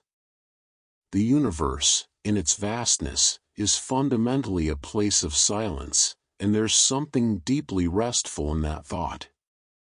All the drama and beauty of the cosmos unfolds without sound, in a peace that is total and eternal. Let your mind settle on the moons of our solar system. There are over 200 of them, each one unique. Some are tiny, irregular chunks of rock only a few miles across. Others are larger than the planet Mercury. Jupiter's moon Ganymede is the largest moon in the solar system, bigger than the planet Mercury, and it has its own magnetic field, the only moon known to have one. Beneath its icy crust lies another subsurface ocean, adding to the growing list of hidden seas scattered throughout our solar system. Water, it seems, is everywhere, locked in ice, hidden beneath surfaces, waiting patiently in the cold darkness. The universe is generous with the ingredients for life, scattering them abundantly even in the most unlikely places. Neptune's largest moon, Triton, orbits backward, opposite to the direction Neptune rotates.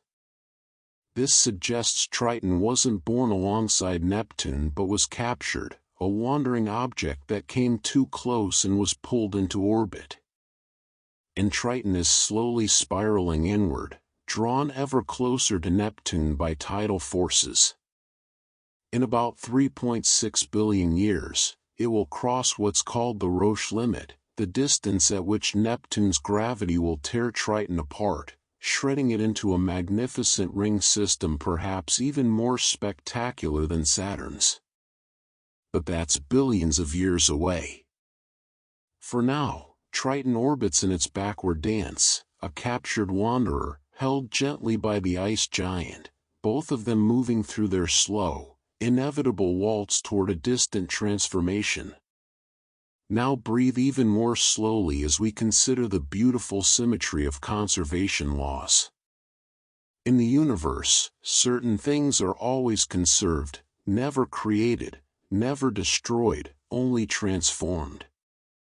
Energy cannot be created or destroyed, only changed from one form to another.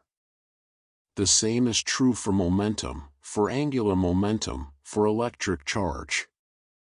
These conservation laws are among the deepest principles in physics, and they mean that in a very real sense, nothing is ever truly lost. Everything that exists now has always existed in some form and will always exist in some form. The energy in your body has been cycling through the universe for 13.8 billion years and will continue for trillions more. You are a temporary pattern in an eternal dance of energy and matter, a wave in an infinite ocean, here for a moment, but made of something that is forever. Think of the forests on Earth, how they breathe. During the day, trees absorb carbon dioxide and release oxygen through photosynthesis. At night, the process reverses slightly, though less strongly. The entire Earth breathes in rhythm with the sun, the forests acting as the planet's lungs. And here's something remarkable, because forests are concentrated more heavily in the northern hemisphere, satellites can detect seasonal changes in Earth's carbon dioxide levels as the northern forests wake up in spring and go dormant in winter. The planet has a pulse, or rhythm, a breath that expands and contracts with the seasons. You're breathing in synchrony with forests, with oceans, with the entire living skin of Earth, all of you connected through the same atmosphere, the same cycles, the same air that has been circulating for billions of years. Let your body feel almost weightless now as we visit one of the strangest phenomena in space, frame dragging. When a massive object like Earth rotates, it actually drags spacetime around with it, like a marble spinning in honey creates swirls in the viscous fluid.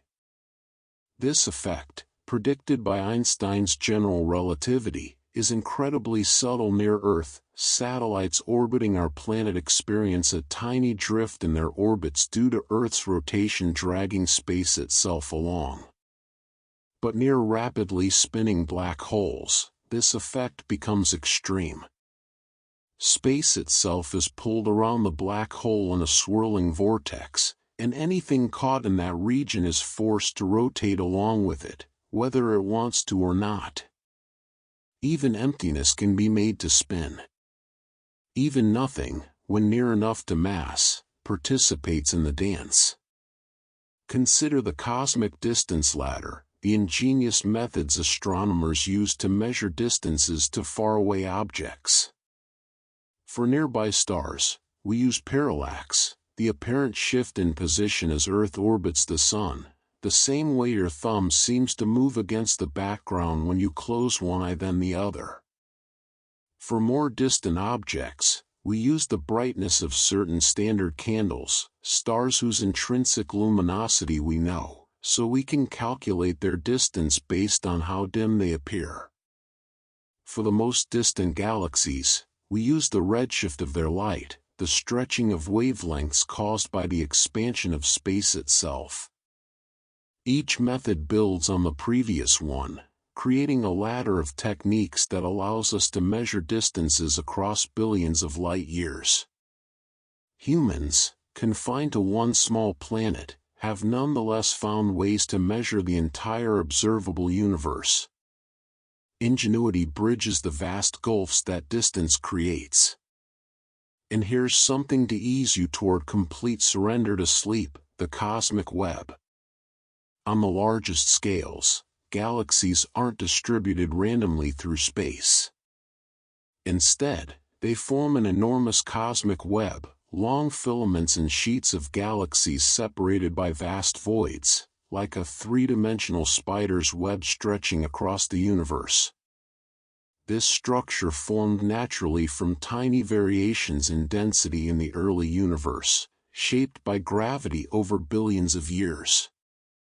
Dark matter forms the scaffolding of this web, and galaxies cluster along its strands. If you could see the entire universe at once, you'd see this beautiful, delicate lacework, a pattern that emerged spontaneously from simple laws acting over cosmic time. Order arising from chaos, beauty from mathematics, structure from simplicity. The universe organizes itself, patiently, inevitably, into forms of elegant complexity. Let yourself dissolve into rest now. You are a small part of this cosmic web, connected to everything through gravity, through shared atoms, through the light that touches you and continues onward into space.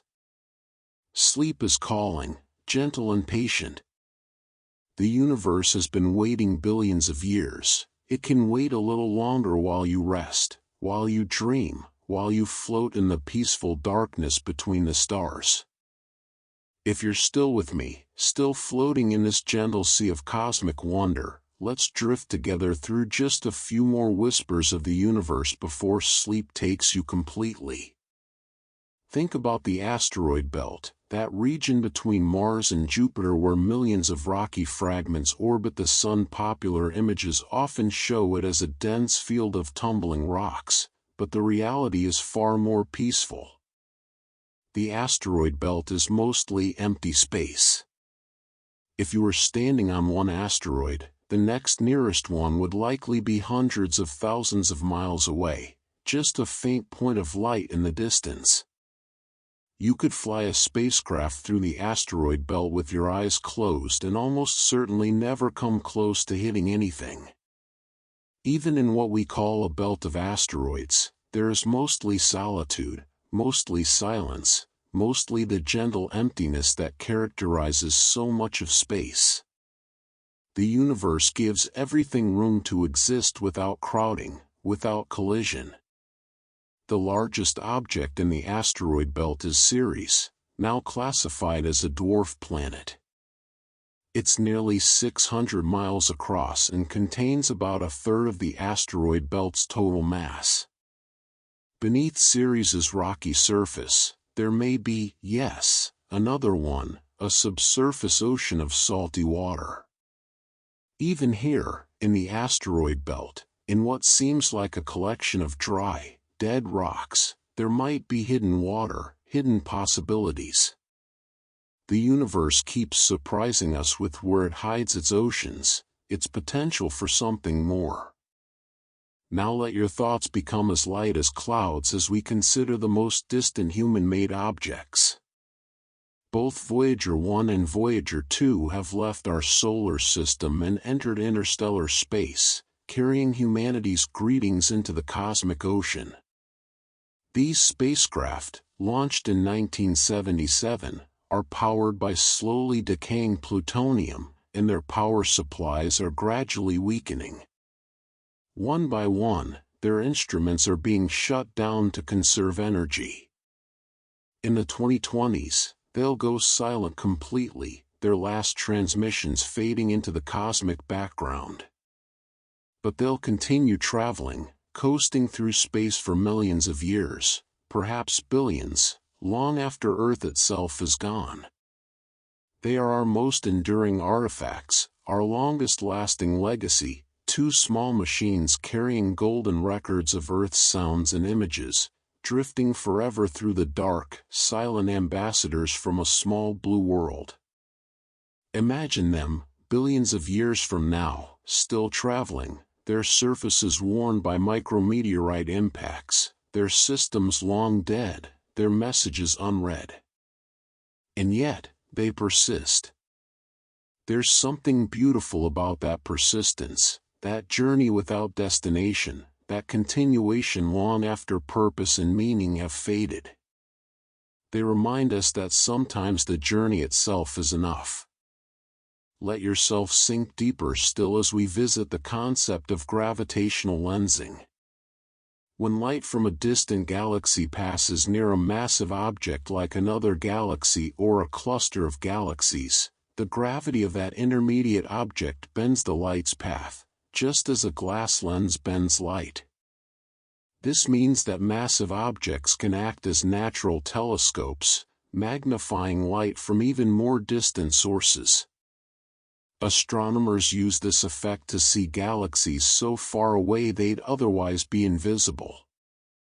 The universe provides its own magnifying glasses, its own tools for observation. Gravity, which holds us to Earth and planets to their orbits, also bends light itself, revealing what would otherwise remain hidden. The same force that keeps your body resting on your bed also warps the fabric of space, creating windows through which we can see the most distant reaches of existence. Sometimes gravitational lensing creates multiple images of the same distant object, or stretches it into arcs and rings, beautiful distortions called Einstein rings. What we see is not always the straightforward truth. Sometimes it's been bent, shaped, filtered through invisible forces. And yet, by understanding those forces, we can unravel the distortions and discover what's really there. The universe tests our perception, challenges our assumptions, but ultimately rewards careful observation with truth. Think now about cosmic rays again, but differently. These particles have traveled for millions of years through the galaxy before reaching you. Some may have originated from supernovae that exploded when dinosaurs walked the Earth, or even earlier. The particle that just passed through you might have been ejected from a dying star millions of years ago, traveled across vast distances, threaded through interstellar gas and dust, survived the journey through our solar system, penetrated Earth's magnetic field and atmosphere, and finally passed through you, all without causing the slightest harm, the faintest sensation. You are constantly touched by ancient travelers, by particles older than human civilization, and you never know it. We are all more connected to deep space, to deep time, than we usually recognize. Now, as you hover at the very edge of consciousness, consider the ultimate fate of the universe. Current evidence suggests that the universe will continue expanding forever, gradually growing colder and darker. In trillions of years, star formation will cease as galaxies exhaust their gas supplies. Existing stars will burn out one by one. Eventually, in an incomprehensibly distant future, even black holes will evaporate through Hawking radiation, leaving only a thin soup of fundamental particles spreading ever farther apart, growing ever colder, approaching but never quite reaching absolute zero. The universe will fade to black, not in a catastrophic crunch, but in an eternal, gentle dimming. But that ending is so far in the future that it's almost meaningless. Trillions upon trillions of years from now.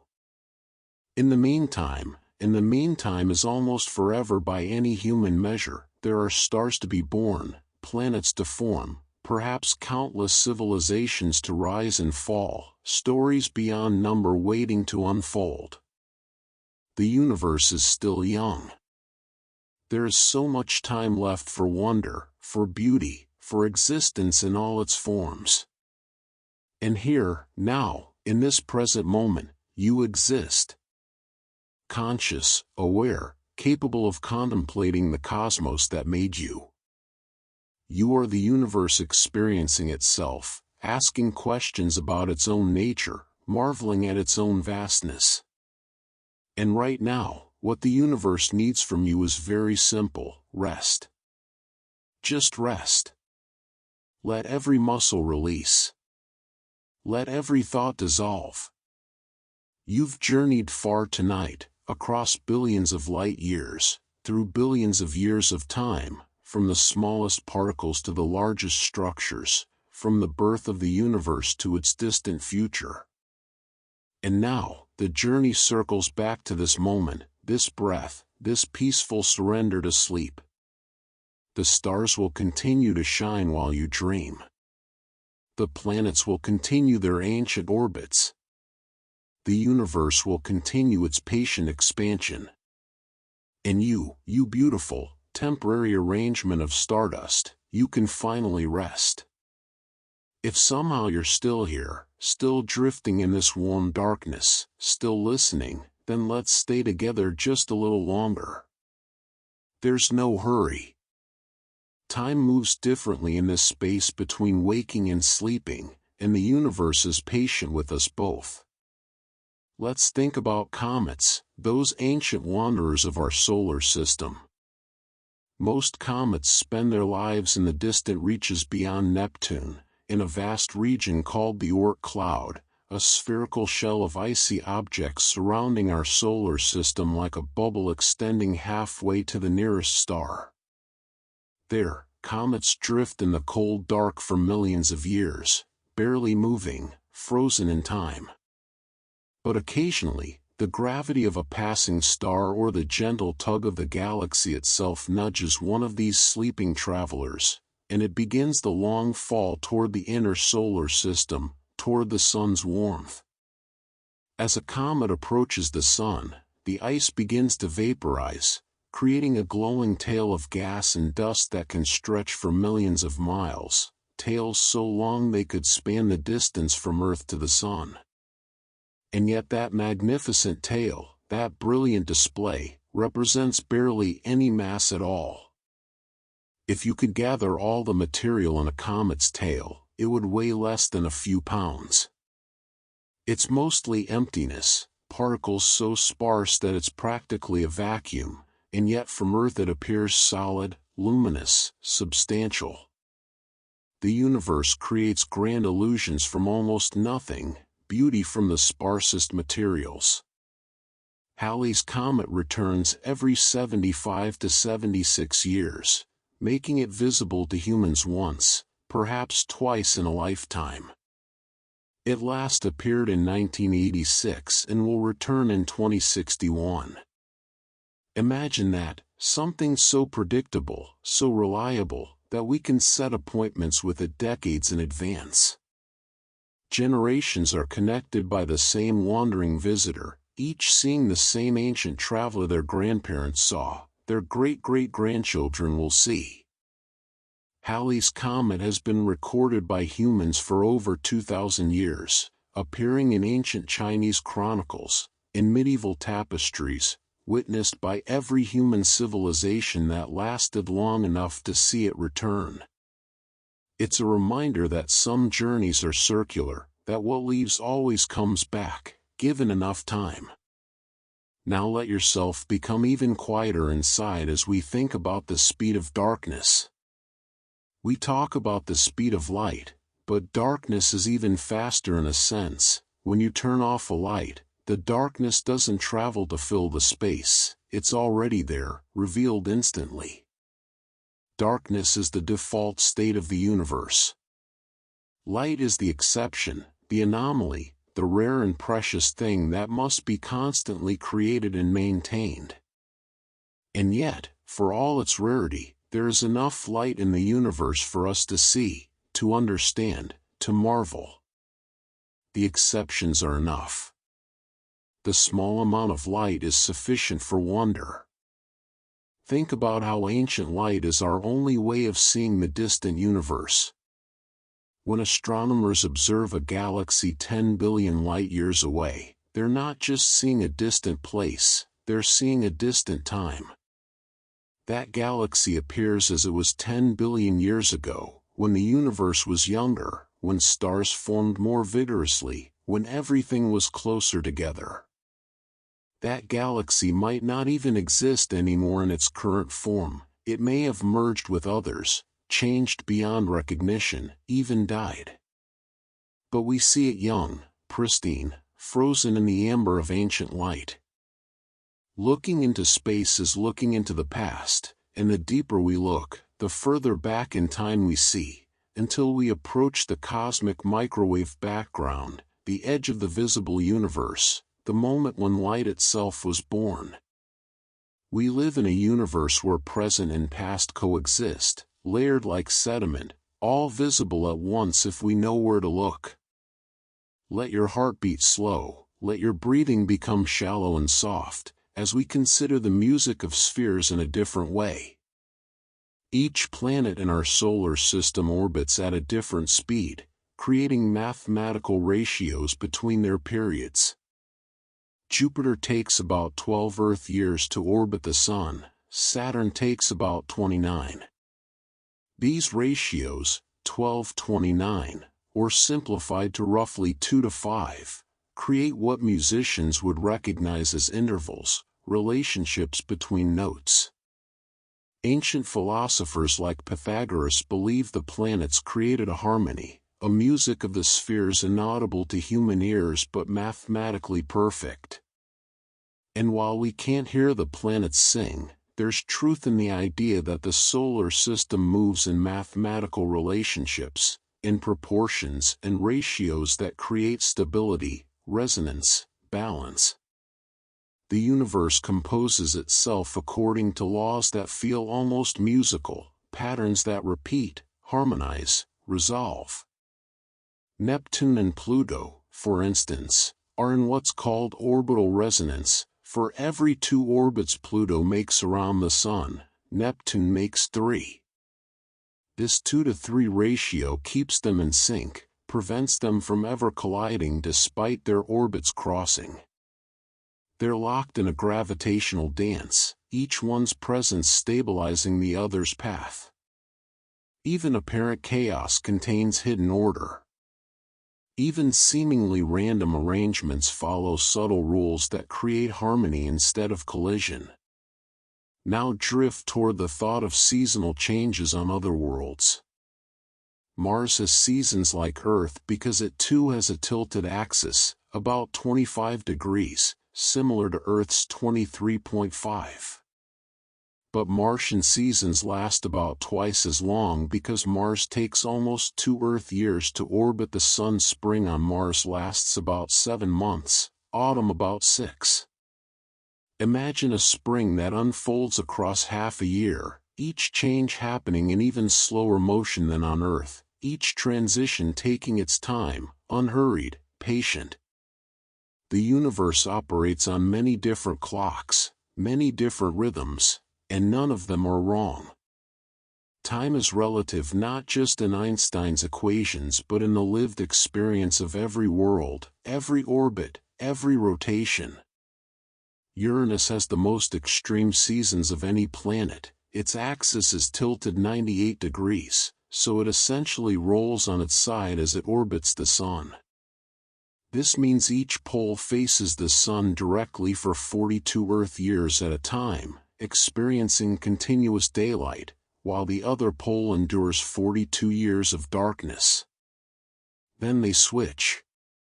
Imagine a night that lasts 4 decades, followed by a day that lasts just as long. And yet, Uranus exists, stable, enduring, its strange orientation no impediment to its existence. The universe makes room for all configurations, all possibilities, all ways of being.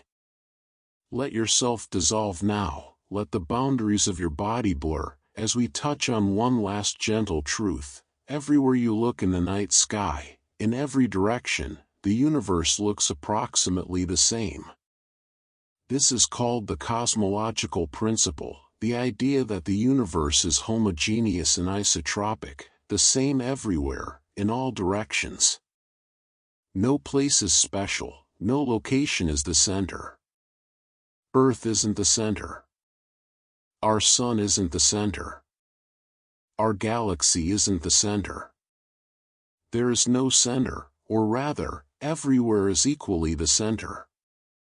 Wherever you are, you can look out and see the universe expanding away from you, and someone in a distant galaxy would see the same thing from their perspective. We are all at the center of our own observable universe, all equally positioned, all equally valid. You are not on the periphery of existence, you are at the heart of your own cosmic sphere, as central as anyone or anything has ever been. Release everything now. You are stardust resting on a spinning world, surrounded by other worlds, all of them moving through space together, all of them held by invisible forces, all of them part of one vast, interconnected, beautiful whole. And right now, in this moment, your only task is to sleep, to dream, to let consciousness fade like starlight at dawn. The cosmos cradles you. Sleep now. Still here, still floating, that's perfectly all right. Some journeys take longer than others, and there's nowhere else you need to be. Let's wander together through just a few more quiet cosmic thoughts, gentle as falling snow. Consider water again, but this time think about how old it is. The water molecules in Earth's oceans, the water you drank today, the water in your cells, much of it is older than the sun itself. Scientists have found that some of Earth's water bears a chemical signature suggesting it formed in the cold molecular clouds of interstellar space before our solar system even existed. When those clouds collapsed to form the sun and planets, that ancient water came along for the journey, locked in comets and asteroids, eventually delivered to the young Earth through countless impacts over millions of years. You are mostly water, and that water is older than our world, older than the sun, a gift from the galaxy itself. You carry within you the primordial essence of the cosmos, molecules that have existed since before there was a solar system to call home. In a very real sense, the ocean inside you is the same ocean that once drifted between the stars, frozen in the void, waiting for a sun to form, a planet to coalesce, life to emerge and eventually become you. That water has been everywhere, has taken every form: ice in the darkness of space, steam in volcanic eruptions, snow on ancient mountains, rivers flowing to prehistoric seas, rain falling on the first forests, dew on morning grass. And now it rests in you, temporarily, before continuing its endless journey through the water cycle, through life, through time. Let your breathing become so subtle now, almost imperceptible, as we think about the loneliness and company of Earth. For most of human history, we believed Earth might be the only world with life, the only island of warmth and complexity in an infinite cold ocean. But as we've explored our solar system and discovered thousands of planets around other stars, we've learned that the ingredients for life are common: water, organic molecules, energy sources. We've found complex organic chemistry in meteorites, in comets, in the clouds of interstellar space. We've discovered that the building blocks are everywhere, scattered abundantly throughout the cosmos. Whether life itself is common or rare, we don't yet know. We might be surrounded by countless other living worlds, or we might be profoundly alone, a singular miracle in a vast emptiness. Both possibilities are equally humbling. If we're surrounded by life, we're part of a cosmic community, connected to distant cousins we've never met. If we're alone, we're precious beyond measure, the universe's only way of knowing itself, the sole consciousness in an ocean of mindless matter. Either way, we matter. Either way, existence is profound. Think now about the great observatories humans have built, enormous telescopes perched on mountaintops or floating in space, their mirrors polished to perfection, their instruments calibrated to detect the faintest whispers of light from the most distant sources. The James Webb Space Telescope, launched in 2021, orbits a point in space 1,000,000 miles from Earth, unfurling a mirror made of gold-coated beryllium segments, cooled to just a few degrees above absolute zero, sensitive enough to detect the heat signature of a bumblebee at the distance of the moon. With it, We can see galaxies that formed when the universe was only a few 100 million years old, still in its infancy, the first stars just beginning to illuminate the cosmic dark. These telescopes are humanity's way of reaching out, of touching the unreachable, of gathering ancient light and decoding its secrets. We are a species that builds cathedrals to curiosity, temples to wonder. We point our instruments outward not for survival, not for resources, but simply to know, to understand, to see. There's something beautiful in that impulse, that desire to comprehend our place in the vastness. Now let yourself feel almost weightless, as if you're floating, as we contemplate the auroras on other worlds. We've seen them on Jupiter, enormous curtains of light far larger than Earth, powered by the planet's intense magnetic field and volcanic emissions from its moon Io.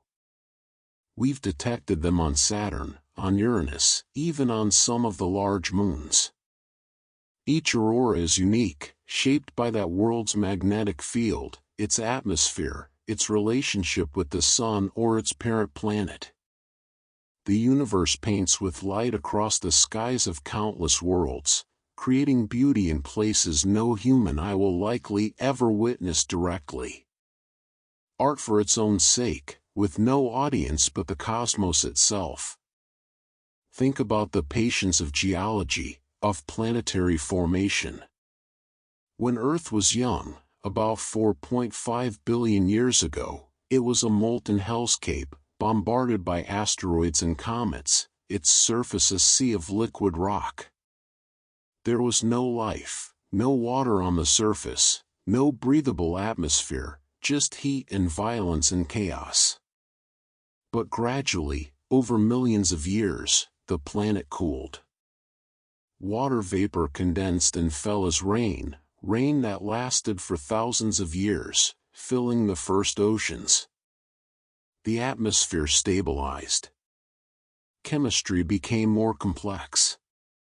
And somewhere in those ancient seas, perhaps in a warm tidal pool or near a hydrothermal vent, simple molecules began to organize themselves into patterns that could replicate, that could evolve.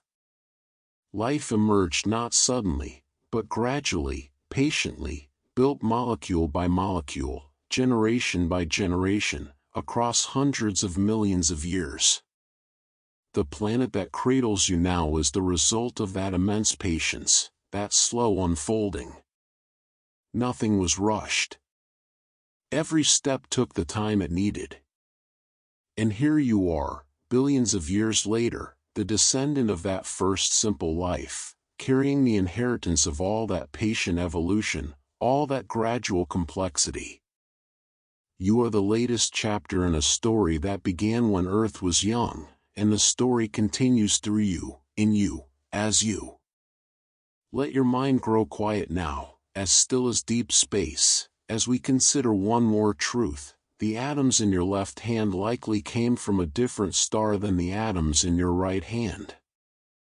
When you bring your hands together, you're reuniting matter that was forged in separate stellar furnaces, perhaps hundreds or thousands of light years apart, perhaps millions of years apart in time. You are a convergence point for the universe, a place where distant events and distant origins meet and merge into a single, temporary unity. You are where the cosmos comes together, just for a little while, before dispersing again.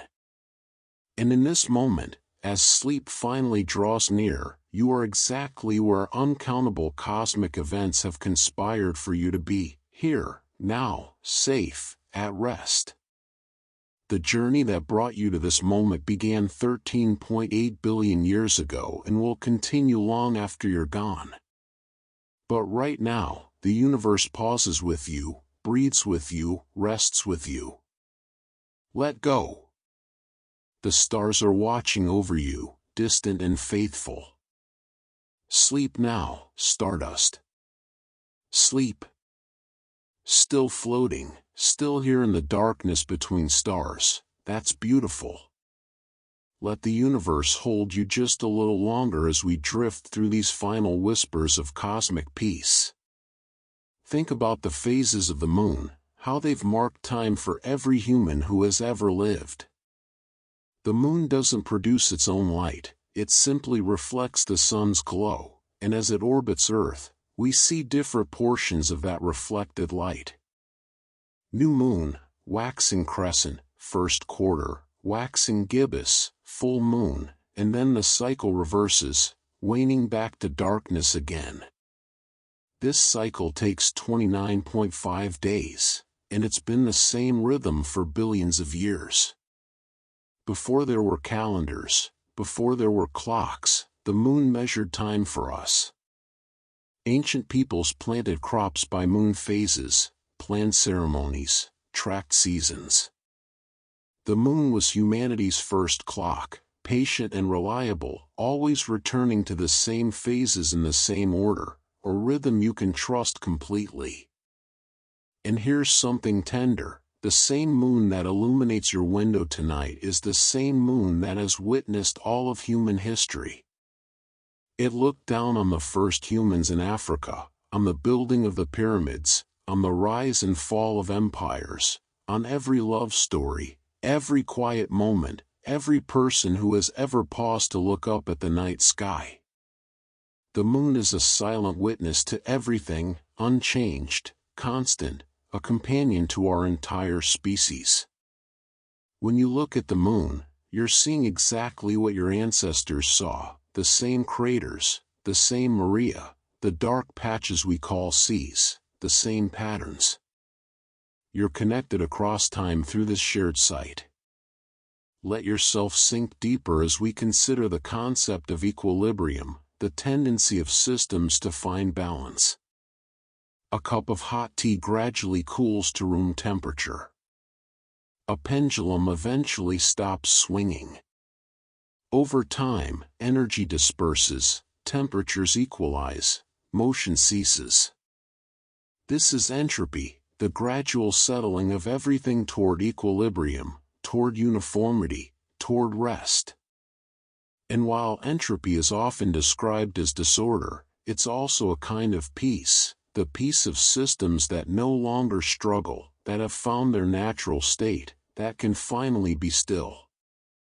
On cosmic scales, the universe itself is slowly moving toward equilibrium, toward what's called heat death, a state of maximum entropy where all energy is evenly distributed, all temperatures are the same, and nothing can happen anymore because there are no differences to drive change.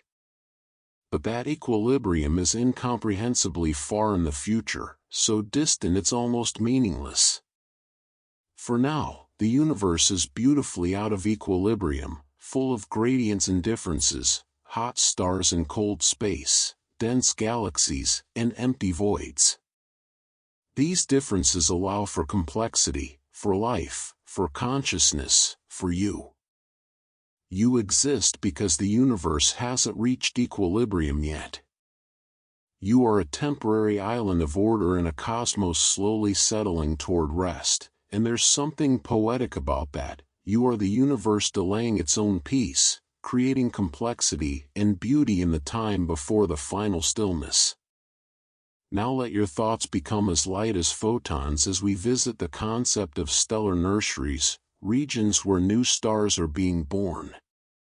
The Orion Nebula, visible to the naked eye as the middle star in Orion's sword, is one such nursery, a cloud of gas and dust where thousands of young stars are forming. It's about 1,344 light-years away, so the light you see from it tonight left the nebula in the year 680 AD, when the Umayyad Caliphate ruled much of the Middle East. And in that cloud, at this very moment, or rather, 1,344 years from now, accounting for light travel time, stars are being born, planets are forming, solar systems are taking shape. The universe is always beginning, always creating, always starting something new. These nurseries are among the most beautiful objects in the cosmos when viewed through telescopes, glowing clouds of pink, red, and blue, sculpted into pillars and waves by stellar winds, illuminated from within by the newborn stars they contain. The famous pillars of creation in the Eagle Nebula are columns of gas and dust several light-years tall where stars are actively forming. Though recent observations suggest those pillars may have actually been destroyed by a supernova shockwave 6,000 years ago, we just haven't seen it yet because the light from that destruction is still traveling toward us. We're still seeing them as they were, beautiful and intact, even though they may already be gone. Even in their possible destruction, they remain magnificent in our view. Let yourself drift even further now, almost gone, as we think about meteor showers one more time, but differently. When you watch a meteor streak across the sky, that tiny piece of space dust is being vaporized by friction with Earth's atmosphere. It's dying, burning up in a final moment of brilliance, creating light and heat in its last instant of existence. What you're seeing is not the rock itself but the air around it glowing from the heat of its passage. A funeral pyre for a grain of sand that has drifted through space for millions or billions of years, that has survived the cold and radiation and emptiness, only to end in a brief flash of light over Earth. And we call it beautiful. We make wishes on these tiny deaths. There's something profound in that. Even endings can be glorious, can be worth celebrating, can be moments of light rather than darkness. Consider the rings of Saturn one last time, how they sparkle with such delicate beauty, each particle of ice catching and reflecting sunlight. Those rings are disappearing, yes, raining down onto Saturn, but they've been doing so for millions of years and will continue for millions more. Their impermanence doesn't diminish their beauty, it enhances it. They're precious precisely because they're temporary, because we're fortunate enough to live in an era when they exist. All beauty is temporary. All moments pass. And that's what makes them worth cherishing, worth stopping to notice, worth remembering. Think now about how you've spent this time, floating through cosmic facts and stories, letting your mind wander among stars and galaxies in ancient light. You've traveled farther in your imagination than light could travel in a human lifetime. You've touched on billions of years of history, on distances that dwarf comprehension. And yet, you've never left your bed. Your body has remained still while your mind roamed the cosmos. That's the gift of consciousness, of imagination, the ability to be both here and everywhere, both now and always. The universe is vast beyond measure, and yet you are part of it, not separate from it. Every breath connects you to the atmosphere that connects to space. Every heartbeat pulses with energy that came from food, that came from sunlight, that came from nuclear fusion in the sun's core. You are not observing the universe from outside, you are the universe observing itself, experiencing itself, marveling at itself. And now it's time. Time to let the journey end, to let the wandering cease, to let yourself finally, fully, completely rest. You've seen enough wonders for one night. The cosmos will still be here tomorrow, patient and eternal, ready to share more secrets, more beauty, more peace. Close your eyes if they're not already closed. Feel the weight of your body, the softness beneath you, the quiet darkness around you. You are safe. You are home. You are exactly where you belong. Sleep now, beautiful traveler. Sleep deeply. The universe keeps watch. Still here, still listening, then stay, just a moment more. There's no need to fight sleep, no need to hurry toward it. Let it find you in its own time, gentle as starlight falling on water. Think about the concept of home, how it changes with perspective. Your home is your room, your house, your city. But zoom out and your home is Earth, this blue marble suspended in darkness. Zoom out further and your home is the solar system, 8 planets, and their moons orbiting a yellow star. Further still, and your home is the Milky Way, a spiral galaxy slowly wheeling through space. And beyond that, the local group, the Lania Chaos Supercluster, the observable universe itself. Every scale contains the one before it, like nested spheres, each one a valid definition of home. You are simultaneously in one small room and in the largest structure we can perceive. Both are true. Both are home. And here's something comforting, no matter how far out you zoom, Earth remains part of the picture. The solar system carries Earth with it. The Milky Way carries the solar system. The local group carries the Milky Way. You are never left behind.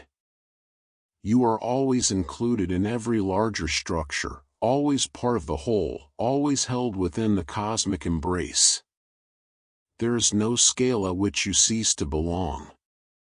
Let your breathing become so soft now, so shallow, as we think about cosmic perspective in another way.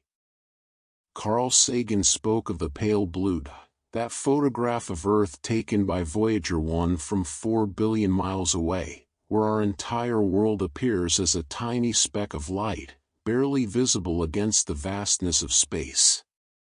Every human who has ever lived, every story, every triumph and tragedy, every war and peace, every love and loss, all of it happened on that pale blue dot.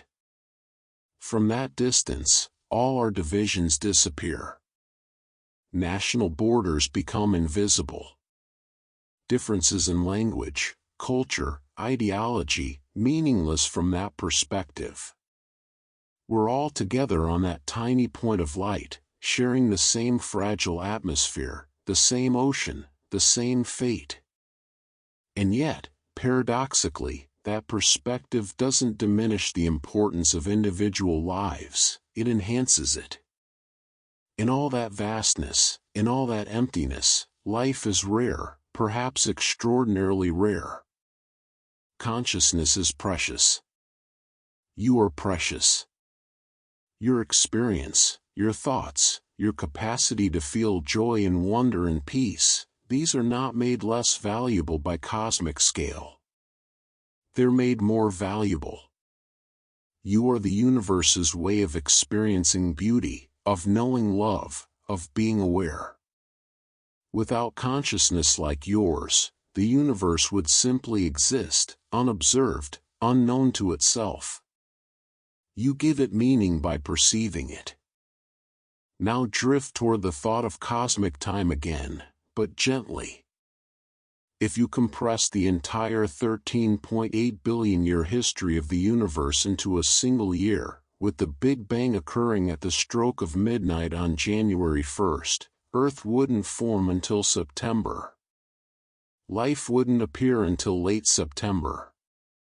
Dinosaurs wouldn't walk until late December. In all of recorded human history, the pyramids, the Roman Empire, the Renaissance, everything you learned in school, would occur in the last minute of December 31st. You personally exist for a fraction of a second before midnight. And yet, in that fraction of a second, you can contemplate the entire year, can trace the story from beginning to present, can understand your place in the timeline. Consciousness compresses time, allows you to hold eons in your mind, makes you vast despite your brevity. Let yourself feel almost transparent now, almost dissolved, as we consider the simple fact of existence itself. Why is there something rather than nothing? Why does the universe exist at all? These are questions philosophy and physics both grapple with, and neither has definitive answers. But here's what we know: the universe does exist. Matter and energy are real. The laws of physics operate consistently. And somehow, through processes we partly understand, that existence became complex enough, organized enough, aware enough to become you. The universe solved the problem of existence billions of years ago, and you are part of that solution, that answer to the fundamental question of being. You don't have to understand why you exist to be grateful that you do. You don't have to solve the mystery to appreciate the experience. Right now, in this moment, existence is enough. Being is enough. You are enough. Think about the gentleness of gravity one more time. It's the weakest of the four fundamental forces. Electromagnetism is far stronger, and the nuclear forces that bind atoms together are stronger still. And yet gravity shapes the cosmos. It's gravity that holds galaxies together, that allows stars to form, that keeps planets in their orbits, that gives Earth its atmosphere, that keeps you resting safely on your bed. Weakness, when applied patiently across vast scales, becomes irresistible strength. Gentleness, given enough time, moves mountains, shapes worlds, organizes the universe itself. There's a lesson in that, perhaps. The softest approach, the most patient method, the gentlest touch, these can be the most powerful in the end. Rushing achieves nothing that patience cannot achieve more thoroughly. Force creates resistance, gentleness creates acceptance. The universe knows this. It never hurries, and yet it accomplishes everything. Now, as you hover at the very threshold of sleep, think about dreams. When you dream, your brain creates entire worlds, complete with physics, characters, narratives, emotions, whole universes that exist only in your mind and dissolve when you wake. In a way, you are a creator of universes every night, a generator of realities, proof that consciousness can produce existence, at least subjectively. Perhaps that's what the universe itself is doing, dreaming reality into being, and you are a thought in that cosmic dream, aware, awake within the larger sleeping mind of existence itself. Or perhaps you are the dreamer, and the universe is your dream, a magnificent projection of your consciousness, a story you tell yourself about being a small thing in a vast cosmos, when really you are the cosmos itself, experiencing existence from a single point of view, forgetting your true nature so you can rediscover it, night after night, in moments like this. Either way, the boundary between dreamer and dream is thin. And it's growing thinner now, dissolving, as sleep finally, mercifully, gently arrives. Let go of these thoughts. Let go of the cosmos. Let go of wonder itself. There will be time for all of that tomorrow, after you've rested, after you've dreamed your own small dreams, after you've renewed yourself in the peaceful darkness. The universe releases you now. Sleep, beloved child of stars. Sleep deeply, peacefully, completely. The cosmos will be here when you wake.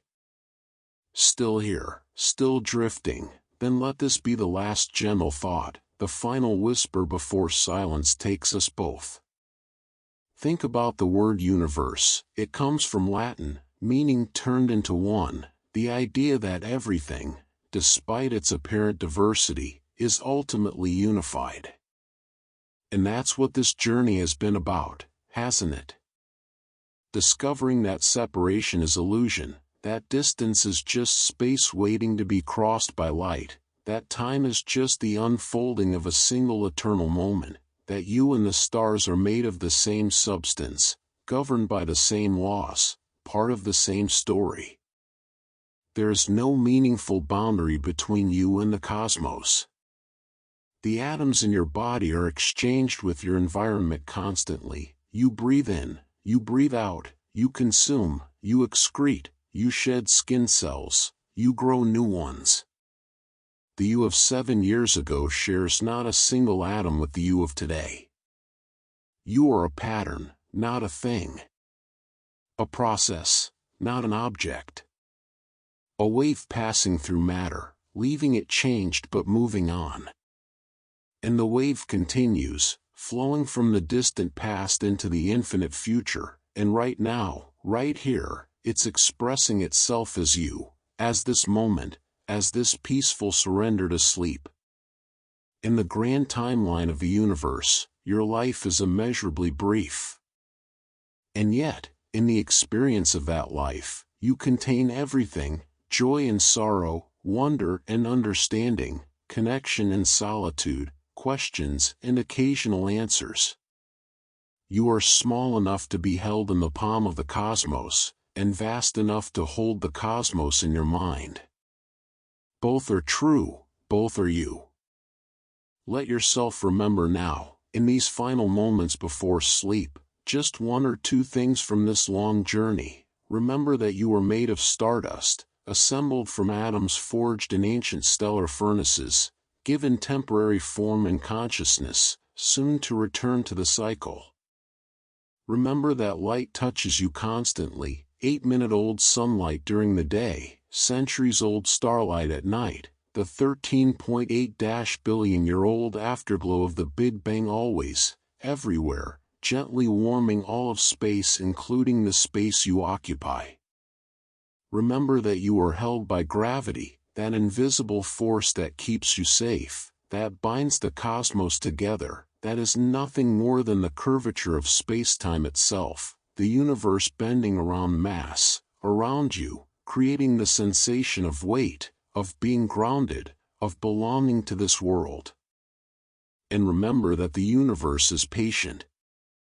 It has waited 13.8 billion years for you to exist, has arranged countless events across unimaginable distances and durations to make this moment possible. It can wait a little longer while you sleep, while you rest, while you restore yourself for whatever comes next. There's nowhere you need to be but here. Nothing you need to do but breathe. No problem that won't wait until morning. No worry that matters more than this moment of peace. The cosmos asks nothing of you right now except that you accept its gift, the gift of rest, of darkness, of letting go. So let go now. Release your grip on wakefulness. Stop trying to stay present. Allow yourself to dissolve into sleep like a star dissolving into space, like light dissolving into distance, like a thought dissolving into dreams. You have traveled so far tonight, from Earth to the edge of the observable universe, from the present moment to the Big Bang and forward to the heat-death trillions of years hence, from the smallest quantum particles to the largest cosmic structures. You've held infinity in your mind, eternity in your thoughts. You've done enough. You've journeyed enough.